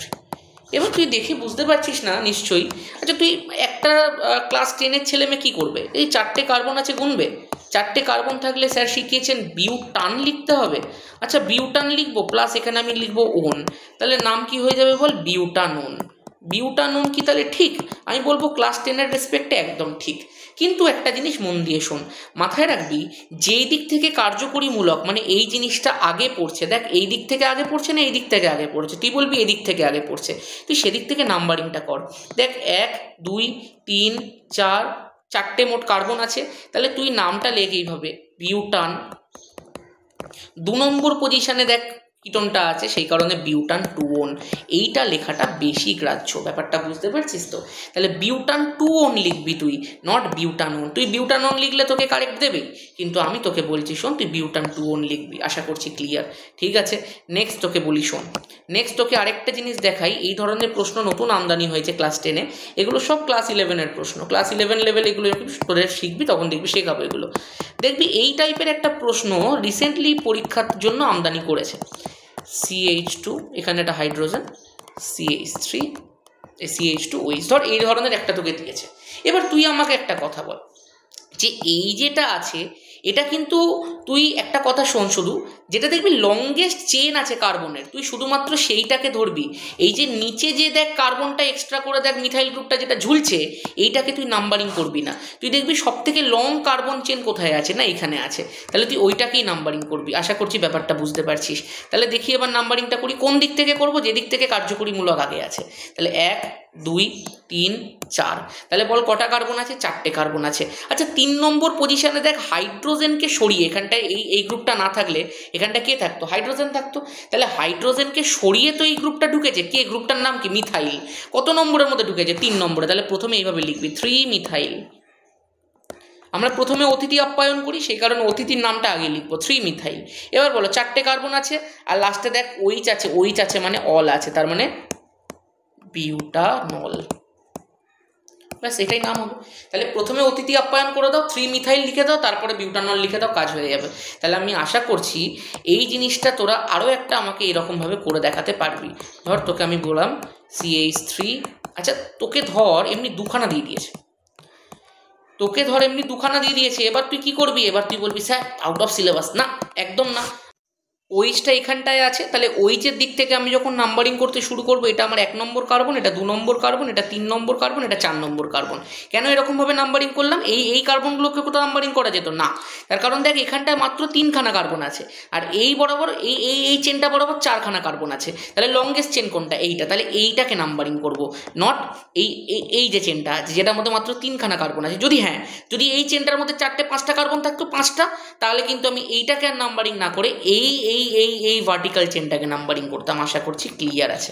এবার আমি একটুখানি এগুলোকে মুছে দিই, নিয়ে আসল জায়গাটার মধ্যে আসি। আমি একটু আবেগপ্রবণ হয়ে পুরো কাটাকুটি করে দিলাম জিনিসটাকে। চলো এবার একটু দেখ, এবার একটু মন দিয়ে তুই যদি দেখিস, তাহলে কটা কার্বন আছে দেখতে পাচ্ছিস? 4টে কার্বন আছে। কিন্তু এবার অতিথি 2জন আছে, তার মানে 3 নম্বর পজিশনে 2টো অতিথি। তাহলে কি লিখবো বল? 3,3। এই জিনিসটাই শিখতে হবে। কটা মিথাইল? Dimethyl, 2টো methyl. তাহলে 3,3 ডাইমিথাইল, 4টে কার্বন আর একটা OH, তাহলে নাম কি হয়ে যাবে বল? বিউটানল। আশা করছি ক্লিয়ার। তাহলে এই দেখ ছিল প্রসেস, যেটার মাধ্যমে তুই যে কোনো কঠিন জিনিসকে কিন্তু একদম সহজেই উতরে দিতে পারিস। এবার তোর যেমনি যেমনি কার্যকরীমূলক দেবে তুই অমনি নামকরণ করতে থাকবি, কিন্তু প্রসেসটা দেখ তোকে শিখিয়ে দিলাম কিভাবে প্রতিস্থাপকের নামকরণ করতে হয়। আশা করছি ক্লিয়ার। নেক্সট এবার চলো, এইবার আমি দেখ তোকে যা করিয়ে দিলাম সেগুলো মোটামুটি IUPAC নেমিংকে পুরোপুরিভাবে উতরে দেওয়ার জন্য যথেষ্ট। এবার একটুখানি দেখি একটা নতুন টপিক, একটা খুব বড় জিনিস। দেখ আমি একটুখানি বড় করেই লিখেছি, সেই কারণেই সমাবয়বতা জিনিসটা সম্পর্কে কিন্তু একটু ধারণা পরিষ্কার রাখতে হবে। তোরা দেখবি তোদের ক্লাস 10-এ মাত্র 2 রকমের সমাবয়বতার ব্যাপারে বইয়ের মধ্যে দিয়েছে, তার উপরেও মাত্র 1 প্রকারের সম্পর্কে ডিসকাস করেছে। কি সেগুলো? কিন্তু আদতে কিন্তু সমবায়বতা 5 প্রকারের হতে পারে। দেখ গঠনগত দিয়েছে তোদের 1 প্রকার, গঠনগত, আর একটা তোদের দেখবি দিয়েছে ত্রিমাত্রিক সমবায়বতা। দেখ শুধু একটুখানি তোদেরকে বলে রাখি যে গঠনগত সমবায়বতার আন্ডারে তোকে যেগুলো পড়তে হবে, সেইটা একটা হচ্ছে কার্যকরী মূলক ঘটিত সমবায়বতা, আর একটা তোর যেটা পড়তে হবে সেটা কিন্তু হচ্ছে অবস্থানগত সমবায়বতা। এখন বিষয়টা হচ্ছে যেটা যে দ্বারা কার্যকরী, আমি এটা পুরোটা লিখে দিই, মূলক ঘটিত। বিষয়টা হচ্ছে ত্রিমাত্রিক সমবায়বতা জিনিসটা তোদের কিন্তু সিলেবাসের মধ্যে ব্রিফলি দেয়নি। সিস ট্রান্স আইসোমেরিজম আছে, এছাড়াও প্রচুর আইসোমেরিজম আছে যেগুলো কিন্তু তোদের এখন নেই। তার জন্য কি করতে হবে? ক্লাস 11-এ কিন্তু আমি যে ব্যাচটা চালু করব কিছু মাস পর থেকে, সেই ব্যাচটাতে অবশ্যই জয়েন করতে হবে। সেখানে কিন্তু আমরা ক্লাস 11 কেমিস্ট্রিটাকে একদম মাইনিউটলি শুরু থেকে ইন ডিটেল পড়বো। এইগুলো তোরা যেগুলো দেখছিস সেগুলো কিন্তু হচ্ছে 1 শট রিভিশন, খুব তাড়াতাড়ি করে জিনিসগুলোকে বলতে হচ্ছে। কিন্তু আমরা যখন শুরু থেকে পড়ি আমরা কিন্তু এরকম ধাপে ধাপে পড়ি। ক্লাস 11 তোরা যখন পড়বি তখন বুঝতে পারবি কেমিস্ট্রি কত ভালো সাবজেক্ট। চলো একটু এবার এই বিষয়টাতে খেয়াল করি।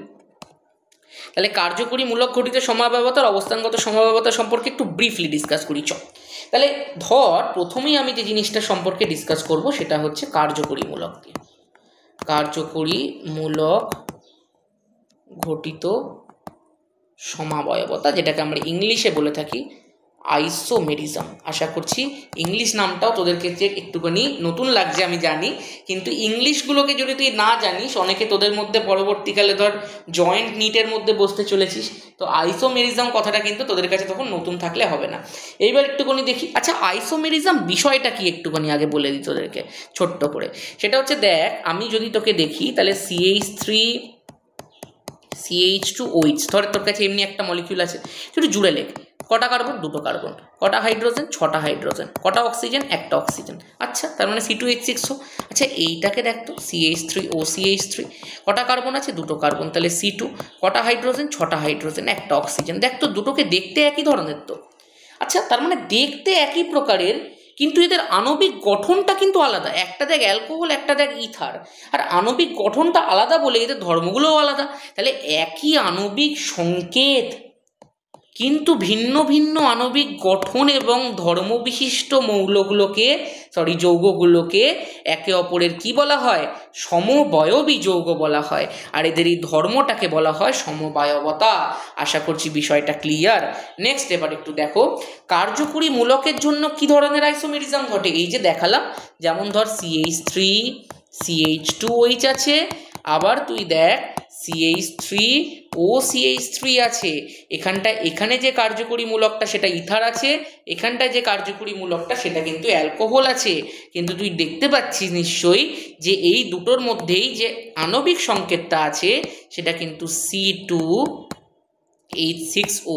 তাহলে এরা দুজন হচ্ছে কার্যকরী মূলক ঘটিত সমবায়ব, যেটা দেখ এখানটা তো তোদের সাথে আমি ডিসকাস করেছি। এইবার একটুখানি তোদের আরেকটা জিনিস দেখাই, সেটা হচ্ছে অবস্থান ঘটিত সমবায়ব। তাহলে আমি একটু জাস্ট হেডিংটা করি, অবস্থান ঘটিত সমবায়বতা। তাহলে সেখানটা তোকে ধর বলছি আমি CH3CH2CH2OH, ধর এটা আমি লিখলাম। বল এটা কি নাম? নামটা হচ্ছে দেখ কটা কার্বন? তিনটে কার্বন। তাহলে যদি তিনটে কার্বন থাকে তাহলে নাম হয়ে যাবে কি বল? প্রোপানযুক্ত অল, প্রোপানল। আশা করছি ক্লিয়ার। কিন্তু এই যে আমি তোকে কথাটা বলেছিলাম, কত নম্বর পজিশনে অ্যালকোহলটা আছে? 1 নম্বরে। তাহলে এটাকে আমি কি লিখতে পারি বলতো? আমি লিখতে পারি প্রোপান 1 অল। আশা করছি ক্লিয়ার। তোরা কিন্তু পরীক্ষাতে প্রোপানল লিখলেও রাইট, ঠিক আছে, কিন্তু কিটনের ক্ষেত্রে একটু খেয়াল রাখিস ওটা। আচ্ছা, এবার ধর তোকে আমি আরেকটা দিচ্ছি CH3CHOHCH3।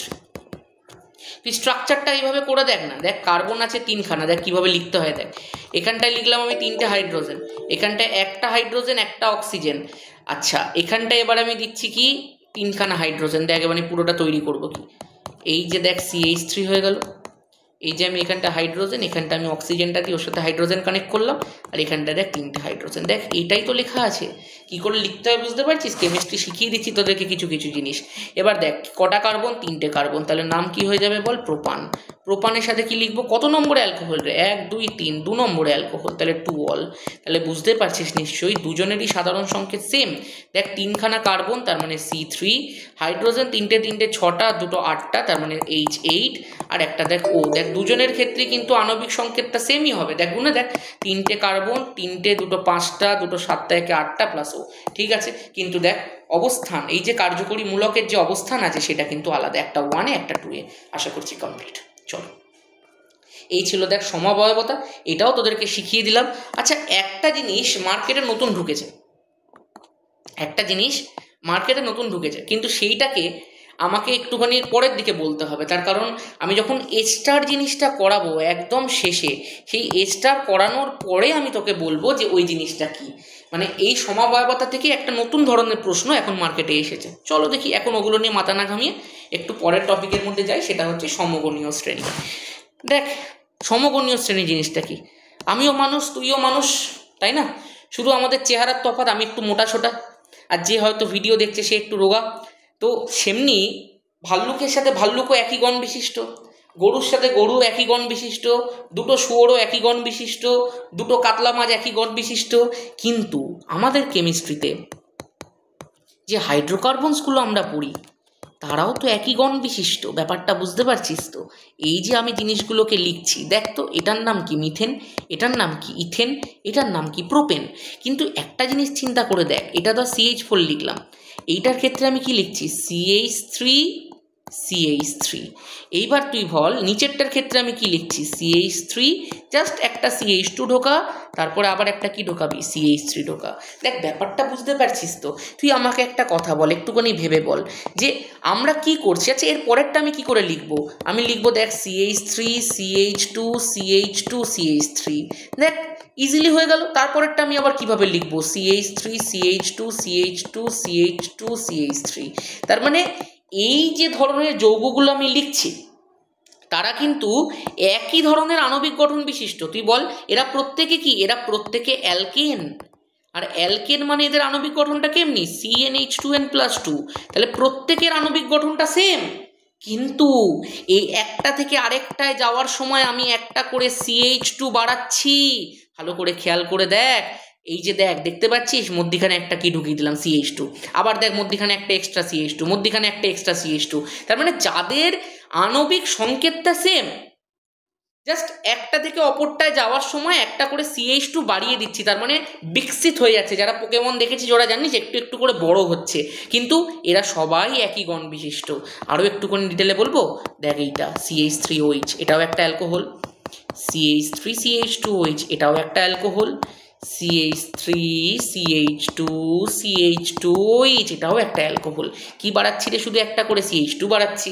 তাহলে এরা পরস্পরের সমগণীয় শ্রেণী, ব্যাপারটা বুঝতে পারছিস? আর এগুলো হচ্ছে সব সমগণ বিশিষ্ট, সবাই অ্যালকোহল। আশা করছি ক্লিয়ার। যেমনি সবাই ভাল্লুক, সবাই মানুষ, সবাই শুয়োর, তাহলে এরাও দেখ সবাই অ্যালকোহল। সেমনি সবাই অ্যালডিহাইড, সবাই অ্যাসিড, সবাই ওরা এক একটা কি আবার সমগণীয় শ্রেণী। এটা যেমন অ্যালকোহলের সমগণীয় শ্রেণী। তাহলে একটা সমগণ থেকে অপর একটা উচ্চতর সমগণে যাওয়ার সময় আমরা কি যোগ করলাম রে? আমরা CH2 যোগ করলাম। তার মানে আমি যদি তোকে আজকে প্রশ্ন করি যে সমগণীয় শ্রেণীতে একটি যৌগ থেকে তার উচ্চতর যৌগে যাওয়ার সময় আণবিক ভর কত বৃদ্ধি পায়, তাহলে তুই বলবি কার্বনের জন্য 12, হাইড্রোজেন দুটো আছে বলে 2, তাহলে 14 ইউনিট বৃদ্ধি পাচ্ছে। এবার প্রকৃত বৃদ্ধি পাওয়ার জন্য তোকে একটা ইউ লিখতে হবে অ্যাটমিক মাস ইউনিট দিয়ে, সবাই জানিস সেটা। ইউজুয়ালি যখন তোরা দিবি তখন দেখবি অ্যান্সারের মধ্যে 14 লেখা থাকে জাস্ট, ঠিক আছে? চলো, আশা করছি ক্লিয়ার। তাহলে এই প্রশ্নটাই কিন্তু মার্কেটে আগের বছরে নতুন ছিল যে কত করে বৃদ্ধি পাচ্ছে ভর, তাহলে সেটা হচ্ছে 14 অ্যাটমিক মাস ইউনিট বা ইউ করে বৃদ্ধি পাচ্ছে। নর্মাল অ্যান্সার লেখার সময় জাস্ট 14 লেখা থাকে, অ্যান্সার টিক মেরে দিবি। নেক্সট, তাহলে দেখ মোটামুটি আমরা সমগণীয় বা সমগোত্রীয় যে শ্রেণীর যে ব্যাপারটা ছিল সেইটাকেও কমপ্লিট করলাম। এইবার আমাকে একটা কথা বল, এখান থেকে নেক্সট যে টপিকটা আমাদেরকে পড়তে হচ্ছে সেটা হচ্ছে মিথেনের উৎস ও ব্যবহার। একটু মন দিয়ে শুনবি, হ্যাঁ কথাটা। দেখ উৎস সেরকমভাবে তোদেরকে মুখস্থই করতে হয়, আমার তেমন কিছু এখানে বলার নেই। শুধু কয়েকটা জিনিস একটু বলে দিচ্ছি যে এই উৎসগুলোর পার্সেন্টেজগুলোকে জেনে রাখবি। যেমন ধর আমি তোকে বলছি প্রাকৃতিক গ্যাস, তাহলে প্রাকৃতিক গ্যাসের মধ্যে মিথেন কতটা থাকে? থাকে 70 to 90%। এইগুলো কিন্তু দেখ জেনে রাখতে হবে। যেমন ধর আমি তোকে বলি যে কয়লা, যেটা তোরা জানিস কয়লার অন্তর্ধূম পাতন হয়। অন্তর্ধূম পাতন জিনিসটা কি তোরা ক্লাস 8-এ পড়ে এসছিস। তাহলে কয়লার অন্তর্ধূম পাতনে আমরা একটা জিনিস পেয়ে থাকি, সেটা হচ্ছে কোল গ্যাস। এই যে কোল গ্যাস যেটা পাওয়া যায় তার মধ্যেও প্রায় তুই ধরে রাখ 35 থেকে 40% মতো মিথেন থাকে, 35 to 40%। তারপরে ধর তোরা প্রত্যেকে জানিস বায়োগ্যাসের একটা মূল উপাদান হচ্ছে মিথেন, সেখানটা তো প্রায় 60% মতো কিন্তু মিথেন থেকে থাকে, ঠিক আছে? আচ্ছা, এইবার আমি তোকে বললাম যে এখানে কয়েকটা ব্যবহার লিখতে মিথেনের। তাহলে ব্যবহারের মধ্যে তোরা যা ব্যবহার বইতে পড়েছিস সেই সব তো তোরা জানিস, এইটা ওটা বানাতে সাহায্য করে মিথেন। কিন্তু যেটা তোদেরকে মেন একটু পড়তে হবে সেটা হচ্ছে এই পয়েন্টটা, যে ধর মিথেনকে আমি যদি 1000 ডিগ্রি সেন্টিগ্রেড তাপমাত্রাতে একটা ধর কম পরিমাণ বায়ু, মানে অল্প বায়ু, বা তুই বলতে পারিস কম পরিমাণ বায়ুর উপস্থিতিতে আমি ধর তোকে অসম্পূর্ণ দহন করে দিচ্ছি। কম পরিমাণ বায়ু দিলেই অসম্পূর্ণ দহন হয়, তখন যে পদার্থটা তৈরি হয় তার নাম হচ্ছে কার্বন ব্ল্যাক। এইটাই কিন্তু পরীক্ষাতে আসবে। এই কার্বন ব্ল্যাকের ব্যবহার কি হতে পারে? গাড়ির টায়ার তৈরিতে ইউজ করা, দেখবি টায়ারগুলো সব কালো কালো হয় না, ওই কার্বন ব্ল্যাক দিয়ে ইউজ করা হয় বিষয়টা, ঠিক আছে? মিথেনের থেকে এইটুকুনি ইম্পর্টেন্ট জায়গা ছিল। নেক্সট এবার একটুখানি দেখি। নেক্সট ধর ইথিলিনের উৎস ব্যবহার। তো এখান থেকে দেখ উৎস তোরা ইজিলি সব পড়ে নিতে পারবি, কোথায় কি থাকে না থাকে। তোরা কোল গ্যাসের মধ্যেই জানিস যে কোল গ্যাস যে উপাদানটা আমি বললাম সেই কোল গ্যাসের মধ্যেই থাকে ইথিলিন। তার মধ্যে ইথিলিনের পার্সেন্টেজটা যদিও কম থাকে, ওই 4 to 5% মতো থাকে, কিন্তু এর ব্যবহারটা কিন্তু সবথেকে বেশি ইম্পর্টেন্ট। ব্যবহারের মধ্যে তুই দেখতে পাবি যে এখান থেকে তোকে মেনলি যেটা দেওয়া হয়, বায়োলজিতেও পড়েছি, সেটা হচ্ছে কাঁচা ফল পাকানো। কাঁচা ফল পাকানো ও সংরক্ষণের কাজে ইউজ করা হয় মেনলি এটাকে, ঠিক আছে। এছাড়াও দেখবি পলিথিন নামক এক প্রকার প্লাস্টিক তৈরি করতে এটা ইউজ করা হয়। পলিথিন কিভাবে তৈরি করা হয় সেটাও তোদের আছে, পলিথিন তৈরি করতেও এটা কিন্তু ইউজ করা হয়ে থাকে। এছাড়াও দেখবি আরেকটা জিনিস বলা হতে পারে মাস্টার্ড গ্যাস প্রস্তুতিতে। মাস্টার্ড গ্যাস প্রস্তুতিতেও কিন্তু ইথিলিন ব্যবহার করা হয়ে থাকে। আশা করছি পুরোপুরিভাবে ক্লিয়ার। এইবার আমি একটুখানি লিখে দিই CH3CH2OH। দেখ একটু বিষয়টা মন দিয়ে শোন।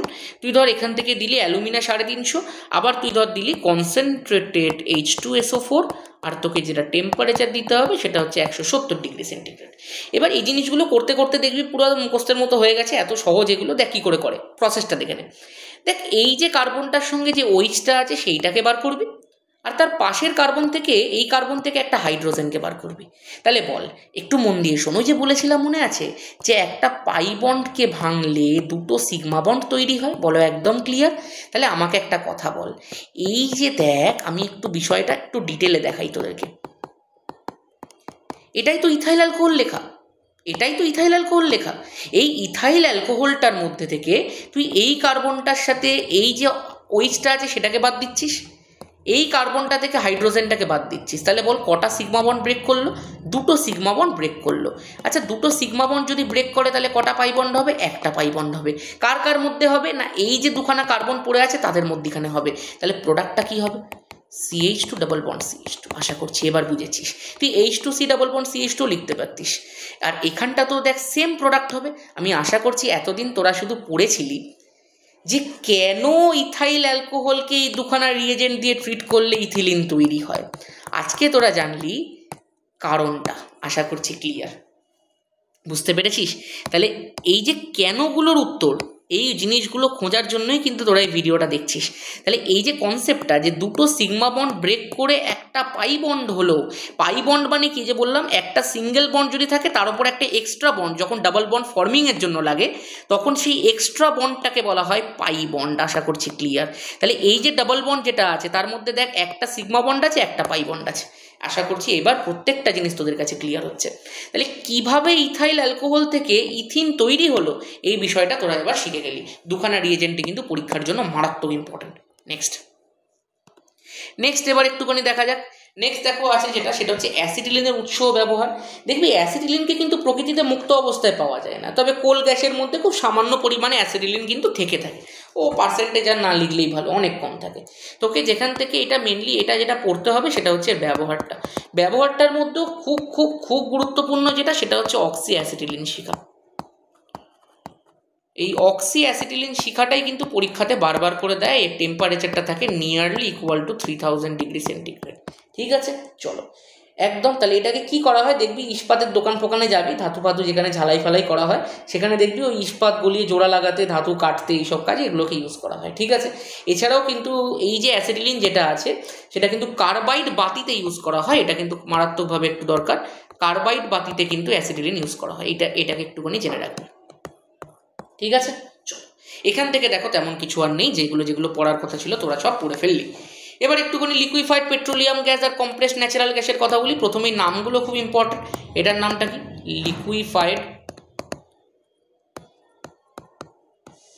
Petroleum gas. আর এটা কি বল? এটা হচ্ছে কম্প্রেসড ন্যাচারাল গ্যাস। আশা করছি ক্লিয়ার। এইবার একটু মন দিয়ে শোন, লিকুইফাইড পেট্রোলিয়াম গ্যাসের মূল উপাদান জানতে হবে। মূল উপাদানটা কি? মূল উপাদান হচ্ছে দেখ বিউটেন। এইটার মূল উপাদান কি? এটার মূল উপাদান হচ্ছে মিথেন। এইটুকু জানলেই তোর কিন্তু আপাতত হয়ে যাচ্ছে। এই প্রত্যেকটার ব্যবহারগুলো একটুখানি পড়ে রাখিস। ঠিক আছে, চলো একটা জিনিস পড়তে হবে, এলপিজির কিন্তু কোনো গন্ধ হয় না। তাহলে এলপিজির যে গ্যাসটা লিক করবে আমরা বুঝবো কী করে? সেটা বোঝার জন্য এলপিজির মধ্যে একটা উপাদান দেওয়া হয় যেটা সংকেতটা হচ্ছে C2H5SH। এই উপাদানটার নাম কি? আমি বছরের শুরু থেকে পড়াই এটার নাম হচ্ছে ইথাইল মার্কাপ্টান। এই ইথাইল মার্কাপটানের জন্যই কিন্তু তোরা গন্ধটা বুঝতে পারিস যে এলপিজি গ্যাসটা লিক করছে। ঠিক আছে, চলো নেক্সট। চলো তাহলে যেইটুকু আমাদের থিওরি পার্ট পড়ার দরকার ছিল আমরা কিন্তু পুরোটা পড়ে ফেলেছি। এইবার কিন্তু আমাদের যে জিনিসগুলো জানতে হবে সেগুলো একটুখানি বিক্রিয়া পার্ট আছে। তো বিক্রিয়া পার্ট থেকে যাদের এতদিন বিক্রিয়াগুলো মাথার মধ্যে ঢুকতো না তাদেরকে আমি 100% অ্যাসিওর করতে চাই ভিডিওটা পুরোটা দেখ, বিক্রিয়া ইজিলি হয়ে যাবে, পুরো জিনিসগুলো ইজিলি পারবি সব। এবার চলো দেখ, প্রথম যে জিনিসটা আমি দেখো তোমাদেরকে দেখাবো, মিথেন থেকে মেনলি দুখানা বিক্রিয়া পড়তে হয়। একটা হচ্ছে মিথেনের দহন বিক্রিয়া, আর একটা হচ্ছে মিথেনের প্রতিস্থাপন বিক্রিয়া। প্রতিস্থাপন বিক্রিয়াটা না খুব কমন হয়ে গেছে, তাই না? কারণ মিথেনের প্রতিস্থাপন বিক্রিয়া পরপর দুবার মাধ্যমিকে দিয়ে ফেলেছে অলরেডি। আমি কি বলছি এবছরে দেবে না? একদম সেটা বলছি না, এবছরেও দিতে পারে, কিন্তু দেওয়ার চান্সটা কম আছে। তাহলে দহনটা প্রথমে একটুখানি দেখি। দহন বিক্রিয়া খুব লেস ইম্পর্টেন্ট, কিন্তু পড়ে রাখ।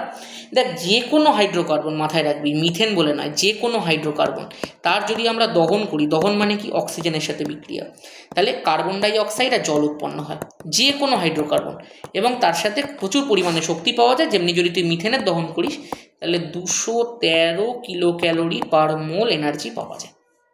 ব্যালেন্স কর, দেখ দুটো হাইড্রোজেন, তার মানে এই চারটে হাইড্রোজেন, তাহলে এখানে একটা 2 বসাও। অক্সিজেন কটা হয়ে গেল? দুটো চারটে, তাহলে অক্সিজেনের আগে একটা 2 বসিয়ে দাও, কাজ শেষ হয়ে গেল। তাহলে এই যে জিনিসটা আছে সেটাই হচ্ছে দহনের বিক্রিয়া। এইবার তোকে যেটা পড়াবো সেটা হচ্ছে প্রতিস্থাপন বিক্রিয়া। সব পড়েছিস তোরা, তবুও একবার বলে রাখি, প্রতিস্থাপন বিক্রিয়াতে কি হয়?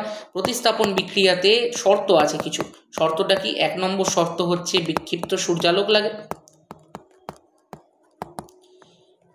আচ্ছা, এখানটা একটা শর্ত আছে, কিন্তু এখানটা শর্তটা হচ্ছে অতিরিক্ত বায়ু লাগে। অতিরিক্ত বায়ু না হলে কিন্তু সম্পূর্ণ দহন হবে না, তাহলে অতিরিক্ত বায়ু বা অক্সিজেনের উপস্থিতিতে এটা করা হয়ে থাকে। এখানটায় যে শর্তটা আছে সেটা হচ্ছে বিক্ষিপ্ত সূর্যালোকের উপস্থিতিতে করা হয়। আর এই প্রসেসটা খুব ধীর গতি সম্পন্ন একটা প্রসেস। ঠিক আছে, একটু প্রসেসটা দেখাই, দেখ মন দিয়ে। প্রথম ধাপে মিথেন ক্লোরিনের সঙ্গে যুক্ত হয়, পুরো প্রসেসটাই ক্লোরিন দিয়েই করা হয়। দেখ, একটা হাইড্রোজেনকে সরাবে, একটা ক্লোরিন ঢুকবে, দেখ তো CH3Cl হয়ে গেল। যে হাইড্রোজেনটা এখান থেকে বেরোলো সে একটা ক্লোরিনের সঙ্গে যুক্ত হবে, কারণ এখানে দুটো ক্লোরিন পরমাণু আছে, তাই না? এটার মধ্যে দুটো ক্লোরিন পরমাণু আছে, তাহলে একটা গিয়ে এখানটা যুক্ত হয়েছে, একটা তো ফাঁকা রয়েছে। সেই ফাঁকা ক্লোরিন পরমাণুটা আর এই যে হাইড্রোজেন পরমাণুটা দুটো একসাথে মিলে তৈরি করলো একটা HCl। এবার এই নামটা একটুখানি লিখে দিই। দেখো, মিথাইল গ্রুপ আছে, তার সাথে ক্লোরাইড আছে, তাহলে নাম কি হয়ে যাবে বলো? Methyl chloride. আমি আশা করবো যত যত ক্লাসগুলো এগোতে থাকবে আমার হাতের লেখাটা একটুখানি এই জায়গাটাতে একটুখানি ভালো হবে। আমি যখন খাতার মধ্যে লিখি এতটা খারাপ হাতের লেখা হয় না, কিন্তু এটা যেহেতু প্রথমবার লিখছি একটু ম্যানেজ করে না, আমি জানি তোরা করে নিবি। চলো 2 নম্বরটা লিখি। দেখো, এই যে CH3Cl যেটা আছে তার সাথে আবার ক্লোরিনের বিক্রিয়া হচ্ছে। কি হবে? আরও একটা হাইড্রোজেনকে, যতক্ষণ হাইড্রোজেন থাকবে ততক্ষণ ক্লোরিন ঢুকতে থাকবে, মাথায় রাখবি। তাহলে CH2Cl2 হলো, প্লাস কি হয়ে যাবে বল? আবার একটা HCl। এখান থেকে একটা হাইড্রোজেন বেরোলো, এখান থেকে একটা ক্লোরিন জুড়ে HCl হলো। দেখ মাথায় রাখ, এই যে CH2 যেটা আছে, দেখ CH2কে এরকমভাবে দেখানো যেতে পারে, দুটো বন্ড ফাঁকা থাকে, তো দুটো বন্ড যখন ফাঁকা থাকে সেটাকে এরকমভাবে দেখানো হয়। এই যে দেখ CH2 যেটা আছে এইটার নাম হচ্ছে মিথিলিন, তাহলে এটা পুরোটার নাম কি হয়ে যাবে বল? Methylene chloride. ঠিক আছে, চলো নেক্সট যদি আমরা লিখি 3 নম্বর। 3 নম্বরটা হচ্ছে, দেখো মিথিলিন ক্লোরাইডটাকে নাও, CH2Cl2। এগুলো সব তোরা এখন জানিস, একবার জাস্ট ভস্যে ঘি ঢালা হচ্ছে যাতে আরেকটু জ্বলে ওঠে, সেটা এই হোমে ঘি ঢালা হচ্ছে। তো এখানটায় আরেকটা ক্লোরিন এসে ঢুকে পড়বে, তাহলে কি হয়ে যাবে বল? CHCl3, তার সাথে কি হবে বল? HCl হবে। এইটার নাম কি? এটা কিন্তু খুব ফেমাস একটা কম্পাউন্ড, এটা কি কাজে লাগে বলবো না, তাহলে লোকজন আবার কি বলবো, যাক এটাকে ক্লোরোফর্ম বলে। কেউ যদি জেনে থাকি এটা কি কাজে লাগে একটু করে নিচে কমেন্ট করে জানাতো দেখি। আসলে ইউটিউবের অনেক পলিসি আছে, এসব বলা যাবে না। আমি আসলে ইউটিউবে নতুন, তো তাই ওসব নিয়ে রিক্স নিয়ে লাভ নেই ভাই। 4 নম্বর দেখো, CHCl3 যেটা আছে তার সাথে আরও একবার ক্লোরিন যুক্ত হবে। ক্লোরিন যুক্ত হয়ে আরও একটা হাইড্রোজেনকে এখান থেকে ভাগাবে, নিয়ে কি তৈরি করবে বলো? CCl4 প্লাস তৈরি করবে দেখো HCl।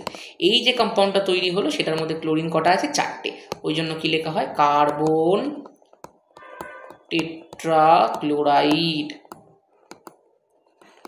কমপ্লিট। চলো, তাহলে এই ছিল দেখ পুরো প্রতিস্থাপন বিক্রিয়ার একটা বর্ণনা। এইটুকুনি দেখ পরীক্ষাতে আগে লিখতে দিত, আমি জানি না এই বছরে মনে হয় নাও দিতে পারে। ঠিক আছে, তবে মাথায় রাখিস পুরো প্রতিস্থাপন বিক্রিয়া শেষে মোট 4 অণু HCl পড়ে থাকে কিন্তু। ঠিক আছে, এইটা কিন্তু পরীক্ষায় দিতে পারে। এইবার একটু মন দিয়ে শোন, ধর যদি এইটা বিক্ষিপ্ত সূর্যালোক না হয় সরাসরি সূর্যালোকে করা হতো, তাই না? এইটা প্রশ্নটা মাথার মধ্যে আসতে পারে। তাহলে কি হতো? তাহলে বুম বুম মানে একদম বিস্ফোরণ হয়ে যেত। কিভাবে? কারণ মিথেনের সঙ্গে ক্লোরিনের বিক্রিয়ায় উৎপন্ন হয় কার্বনের সঙ্গে 4HCl, পুরো যদি সরাসরি সূর্যালোকের বিক্রিয়া হয়, এবং এই বিক্রিয়াটা হওয়ার সময় একটা ধামাকা হয়, বিস্ফোরণ হয়ে যায়। সেই জন্য বিক্ষিপ্ত সূর্যালোক দিয়ে বিক্রিয়াটা করতে হয়। ঠিক আছে, আশা করছি কমপ্লিট। এইবার দেখো তোদেরকে যে জিনিসটা আমি মেনলি শেখাবো আজকে, সেটা এখন শেখানোর পালা চলে এসছে। যেটা শেখাবো সেটা হচ্ছে ইথিলিনের রাসায়নিক ধর্ম, এবং সেখানে বিক্রিয়া করা শেখাবো তোদেরকে, কিভাবে করে সেটা দেখাবো। চল দেখ, ইথিলিনের রাসায়নিক ধর্মের মধ্যে মেনলি আমাদেরকে যেটা পড়তে হবে সেটা হচ্ছে জুট বিক্রিয়া। জুট বিক্রিয়া জিনিসটা কি সেটা আমি এক্ষুনি বলবো, কিন্তু তার আগে একটুখানি জুট বিক্রিয়ার খেলাগুলো দেখিয়ে দিই, কি খেলতে হবে আমাদেরকে আজকে। প্রথমটা যেটা শিখতে হবে সেটা হচ্ছে হাইড্রোজেন সংযোজন। কার মধ্যে? অবশ্যই ইথিলিনের মধ্যে হাইড্রোজেন সংযোজন। আর দ্বিতীয় যেটা শিখতে হবে সেটা হচ্ছে ব্রোমিন সংযোজন। এই হাইড্রোজেন সংযোজন আর ব্রোমিন সংযোজন বিক্রিয়াগুলোকে কেন জুট বিক্রিয়া বলা হচ্ছে সেটাও তোদেরকে শেখাবো। মাথায় রাখবি ইথিলিনের হাইড্রোজেন সংযোজন বিক্রিয়াটাকে একটা নতুন নামে রাখা হয়, সেটার নামটা হচ্ছে স্যাভেটিয়ার-স্যান্ডারেন বিক্রিয়া। 11 উঠে শিখবি, তাহলে এটার নামটা লিখে দিচ্ছি দেখ, স্যাভেটিয়ার-স্যান্ডারেন বিক্রিয়া। যদি মাধ্যমিকে কোনো বিশ্বাস আমার সত্যি বলছি নেই, দিয়ে দিতেই পারে হঠাৎ করে এরকম একটা প্রশ্ন, সেই কারণে সব কিছুই তোদেরকে বলে রাখছি আমি। ঠিক আছে, পুরো একদম যা যা নলেজ তোদের লাগার কথা ওয়ান শটে যতটা বলা যায় আমি পুরো একদম উজাড় করে দেওয়ার চেষ্টা করছি, কারণ এটা আমার ফার্স্ট ভিডিও। এবং আমি চেষ্টা করব এই ইউটিউব চ্যানেলটার মধ্যে অ্যাডভেঞ্চার একাডেমি আছে, অ্যাডভেঞ্চার নামটার কারণটা পরে বলবো একদিন। এই চ্যানেলটার মধ্যে যেন এরকম কোয়ালিটি কন্টেন্টসগুলো আসতে থাকে। আমি আস্তে আস্তে ফেস ইন্ট্রোডিউস করবো, এই জায়গাটা দেখবি ফেস থাকবে আমার। আর তারপরেও যদি দেখি খুব রেসপন্স ভালো ছেলে মেয়েদের, তাহলে আমি একটা স্মার্ট বোর্ডেরও ব্যবস্থা করব। সেগুলো এখন অনেক দেরি আছে, ইউটিউবে গ্রো করতে বাংলা চ্যানেলে অনেক সময় লাগে।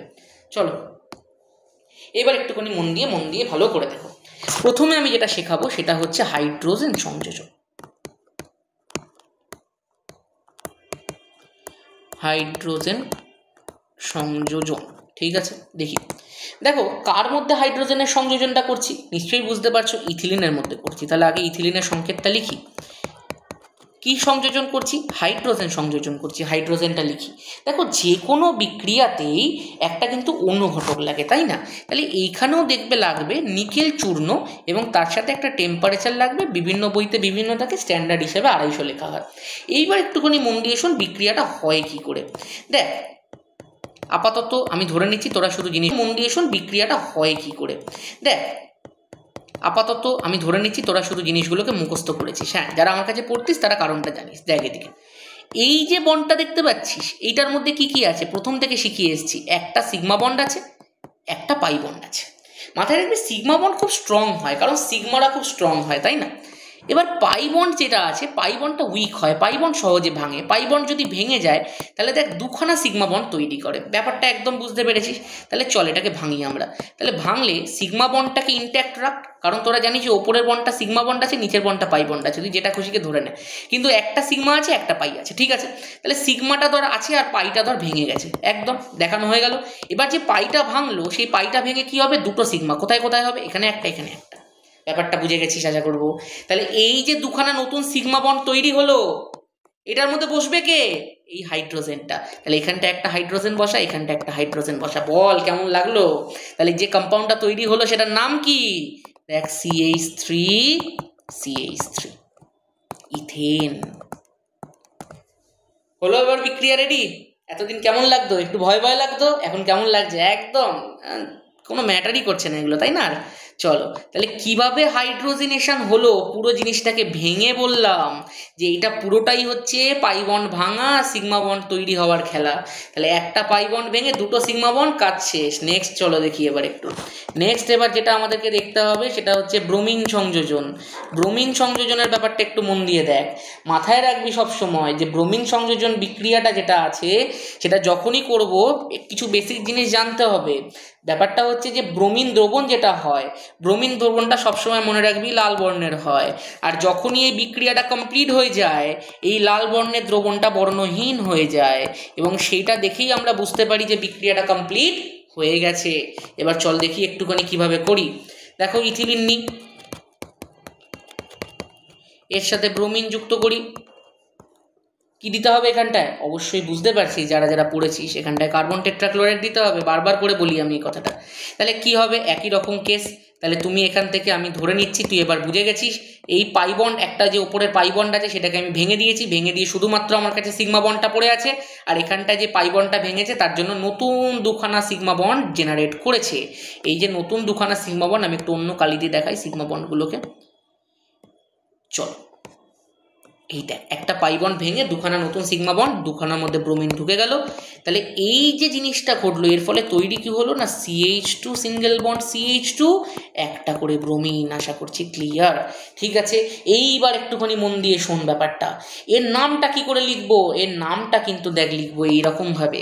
তুই বল আমাকে একটা কথা, একদম পরিষ্কার দেখ, এটা 1 নম্বর, এটা 2 নম্বর। আচ্ছা, যদি হাইড্রোজেন্সগুলো থাকতো ব্রোমিনের জায়গায়, যদি ব্রোমিনের জায়গায় হাইড্রোজেন থাকতো, তাহলে নাম কি লিখেছিলাম আমরা? ইথেন। তাহলে 1 আর 2 এর মধ্যে কি আছে? হাইড্রোজেনের পরিবর্তে অতিথি ব্রোমিন বসেছে। তাহলে 1,2 ডাইব্রোমো, আর ব্রোমিন না থাকলে কি নাম হতো? ইথেন। তাহলে ডাইব্রোমো ইথেন। আশা করছি ক্লিয়ার। কি করে নাম লিখবো? ক্লিয়ার। এটা তুই আরেকটা নামও লিখতে পারিস, ইথিলিন ডাইব্রোমাইড, সেটা সবাই জানে, সবাই পারবে। এইটা পারতো না, কারণটা একটু লজিকটা শিখিয়ে দিলাম। আমার কাজ হচ্ছে ভাই লজিক শেখানো, আমি লজিক শিখিয়ে বেরিয়ে যাচ্ছি। তোরা এবার বাকিটা তোরা নিশ্চয়ই পারবি সব। নেক্সট দেখো, তাহলে ইথিলিন থেকে যা শেখানো শিখিয়ে দিলাম। এবার একটু অ্যাসিডিলিনের রাসায়নিক ধর্মটার মধ্যে আসি। দেখো, অ্যাসিডিলিনের রাসায়নিক ধর্মের মধ্যেও প্রথমে আমাদেরকে যেটা, আচ্ছা আচ্ছা আচ্ছা জুত কেন বলা হলো? জুত কেন বলা হলো? রাইট, চলো একটুখানি এটা দেখাই। দেখ, নর্মাল বিক্রিয়াতে তুই দেখেছিস, বিক্রিয়া ধর এ দিয়ে শুরু হয়েছে, বি এর সাথে বিক্রিয়া হচ্ছে, বিক্রিয়ার ফলে সি তৈরি হচ্ছে। এই সি এর মধ্যে এ আর বি কে তুই দেখতেই পাচ্ছিস না, কিন্তু এখানটায় দেখ তো, এখানটায় জাস্ট মূল স্ট্রাকচারটাকে অপরিবর্তিত রেখে নতুন জিনিসপত্র এসে তার মধ্যে যুক্ত হচ্ছে, নিয়ে একটা নতুন ধরনের স্ট্রাকচার ওয়াইজ একটা কম্পাউন্ড তৈরি হচ্ছে, যেটার মধ্যে পুরনো ছাঁচটা কিন্তু আছে। মানে বিশ্বকর্মা ঠাকুরের ছাঁচ দিয়ে কার্তিক ঠাকুর বানিয়ে দেওয়া। দিস ইজ জুট বিক্রিয়া। ব্যাপারটা বুঝতে পেরেছো? মেন জিনিসটা একই রকমের আছে, শুধু বিশ্বকর্মার হাতিটাকে সরিয়ে একটু ময়ূরটা ঢুকিয়ে দাও, ব্যাপারটা সেম। তাই দেখো, ইথিলিনটা কিন্তু এই CH2টা কিন্তু এখানটাতেও আছে, তাই না? জাস্ট দুটো হাইড্রোজেনকে নতুন অ্যাড করে দাও। দিস ইজ কল্ড জুট বিক্রিয়া, যেখানে মূল জায়গাটাকে অপরিবর্তিত রেখে কিছু নতুন জিনিসকে অ্যাড করা হয়, নিয়ে একটা নতুন কম্পাউন্ড তৈরি করে দেওয়া হয়। আশা করছি কমপ্লিট। এবার একটু অ্যাসিডিলিনের রাসায়নিক ধর্মটা দেখা যাক। দেখো, একই রকমভাবে এখানেও জুট বিক্রিয়ায় প্রথমটা দেখি হাইড্রোজেন সংযোজন।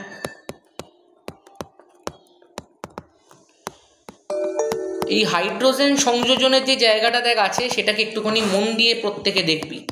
দেখ, যতক্ষণ পর্যন্ত পাই বন্ড থাকে ততক্ষণ হাইড্রোজেন সংযোজন, ব্রোমিন সংযোজনগুলো হতে থাকে।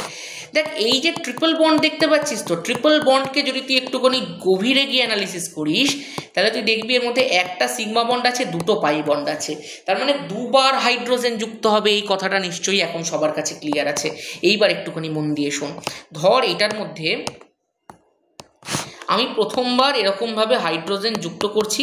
আমি এক কাজ করি, এখানটায় হাইড্রোজেনটা লিখছি না, আমি এখানটায় লিখছি হাইড্রোজেন যুক্ত করছি। আর এখানটায় কি দেবো বল? একটা জিনিস মাথায় রাখবি, এখানটায় তুই নিকেল দিতে পারিস, কিন্তু টেম্পারেচারটা একটু কম লাগবে। তাহলে কত লাগবে? 160 ডিগ্রি সেন্টিগ্রেড লাগবে।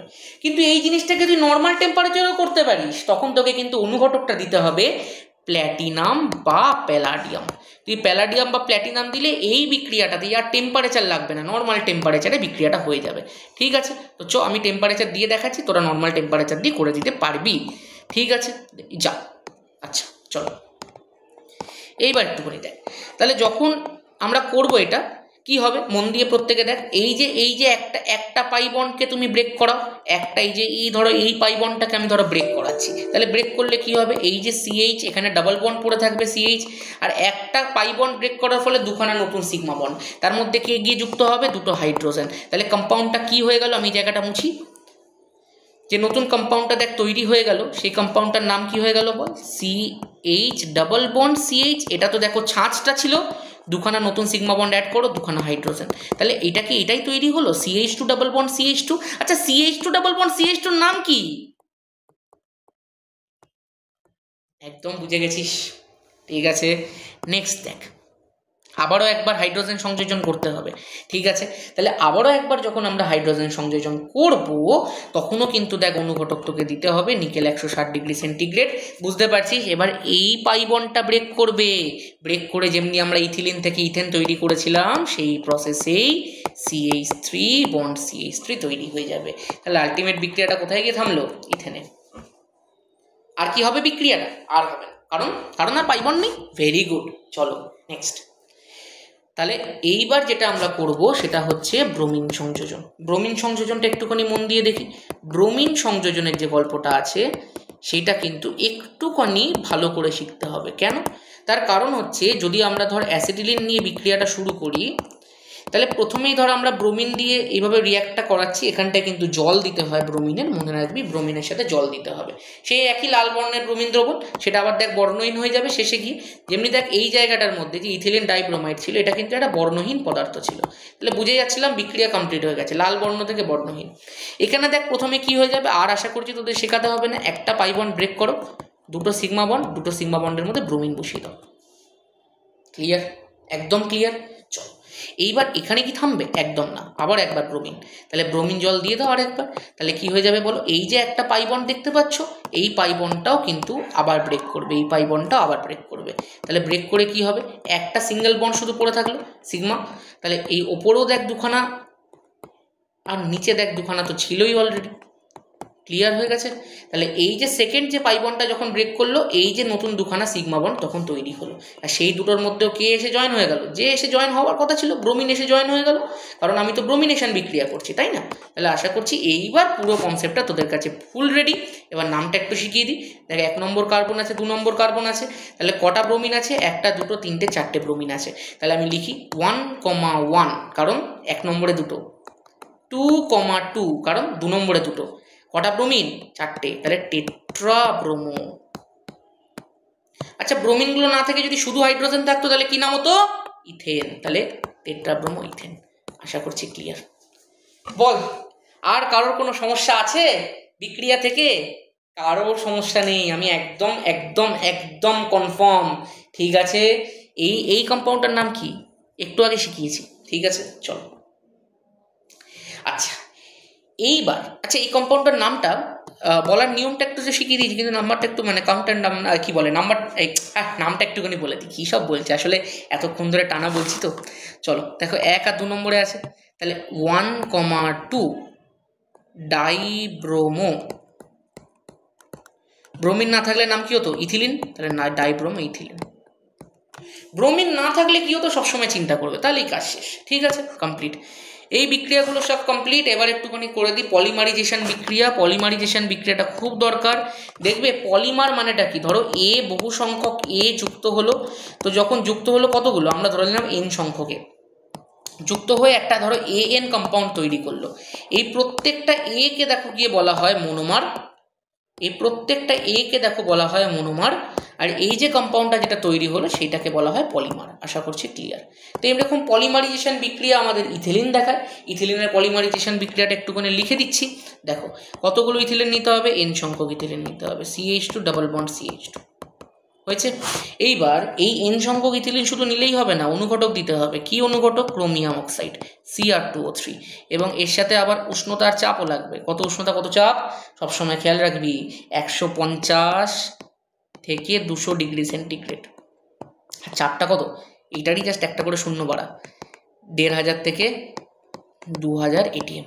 ঠিক আছে, কমপ্লিট। তাহলে সবসময় এবার খেয়াল রাখবি, এই যে সিগমা বন্ড আছে আর পাই বন্ড আছে, পাই বন্ডটা ব্রেক করে দুখানা সিগমা বন্ড বেরোবে, আর এইটাই পরস্পরের সঙ্গে এরকম করে যুক্ত হবে। ঠিক আছে, দেখো একটা সিঙ্গেল বন্ড শুধু এখানটা ফেলে রাখলাম, পাই বন্ডটা ব্রেক করে যে নতুন দুখানা সিগমা বন্ড হলো, সেই দুটো সিগমা বন্ডকে এরকম একটুখানি ব্র্যাকেট থেকে বাইরে বার করবি, যাতে মনে হয় এই CH2 লিঙ্কেজটা n সংখ্যক পরপর যুক্ত আছে। তাহলে এইটারই নাম কি হয়ে গেল বল? এটা সাদা পদার্থ, নাম হচ্ছে পলিথিন। আশা করছি ক্লিয়ার হয়ে গেছে। ঠিক আছে, কমপ্লিট পুরোপুরি। চলো তাহলে একটা জিনিস মাথায় রাখ, সাধারণ উষ্ণতায় ইথিলিন কিন্তু একটা গ্যাস, কিন্তু সাধারণ উষ্ণতায় পলিথিন কিন্তু একটা সলিড পদার্থ, তাই না? তাহলে গ্যাস থেকে সলিড প্রস্তুত করার একটা সুন্দর বিক্রিয়া না এটা। চলো নেক্সট। আচ্ছা, এই পলিমার বলার আগে আরেকটা জিনিস আমাকে কিন্তু একটু বলতে হবে, সেটা হচ্ছে লিন্ডলার অনুঘটক। দেখবি যা করিয়ে দিচ্ছি না, কেউ যদি এটাকেও শুধু পড়ে চলে যায় সেও ফুল মার্কস পেয়ে যাবে। লিন্ডলার অনুঘটক, মন দিয়ে শোন।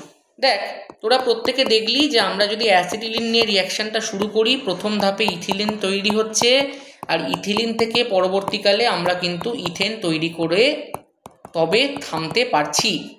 বাট হোয়াট ইফ আমি যদি বলি এই স্টেপটাকে আমি করব না, আমি এখানটাকে এইটুকুর মধ্যে শুধু থামিয়ে দেবো, তাহলে আমার যে অনুঘটকটা লাগবে সেটা হচ্ছে লিন্ডলার অনুঘটক। কীভাবে? দেখ, বইতে এক ধরনের লেখা থাকে, তোরা ওটাও লিখতে পারিস, আমি এক ধরনের লিখিয়ে দিচ্ছি, তোরা এটাও লিখতে পারিস। আমরা সিম্পল হাইড্রোজেনেশন রিয়াকশানই করব, বাট এবারে রিয়েজেন্টটা একটু পাল্টে দেবো। প্যালাডিয়াম, বেরিয়াম সালফেট, আর দেব কুইনোলিন। যখনই দেব তুই দেখতে পাবি এই যে বেরিয়াম সালফেট যেটা আমি দিচ্ছি না, এই বেরিয়াম সালফেটটাকে বলা হয় অনুঘটক 20। এই বেরিয়াম সালফেটটাকে কি নামে ডাকা হয় বল? অনুঘটক 20। কেন অনুঘটক 20 বলে? তার কারণ এই বিক্রিয়াটা, এই যে অ্যাসিটিলিন আছে, এটাকে ইথিলিনে তো নিয়ে যাবেই। তোরা জানিস কিভাবে নিয়ে যায়, একটা সিগমা বন্ড থাকবে আর একটা পাই বন্ড থাকবে, অপর একটা যেখানটা তো কি থাকছে, এখানটা বল একটা সিগমা বন্ড থাকছে, দুটো পাই বন্ড থাকছে।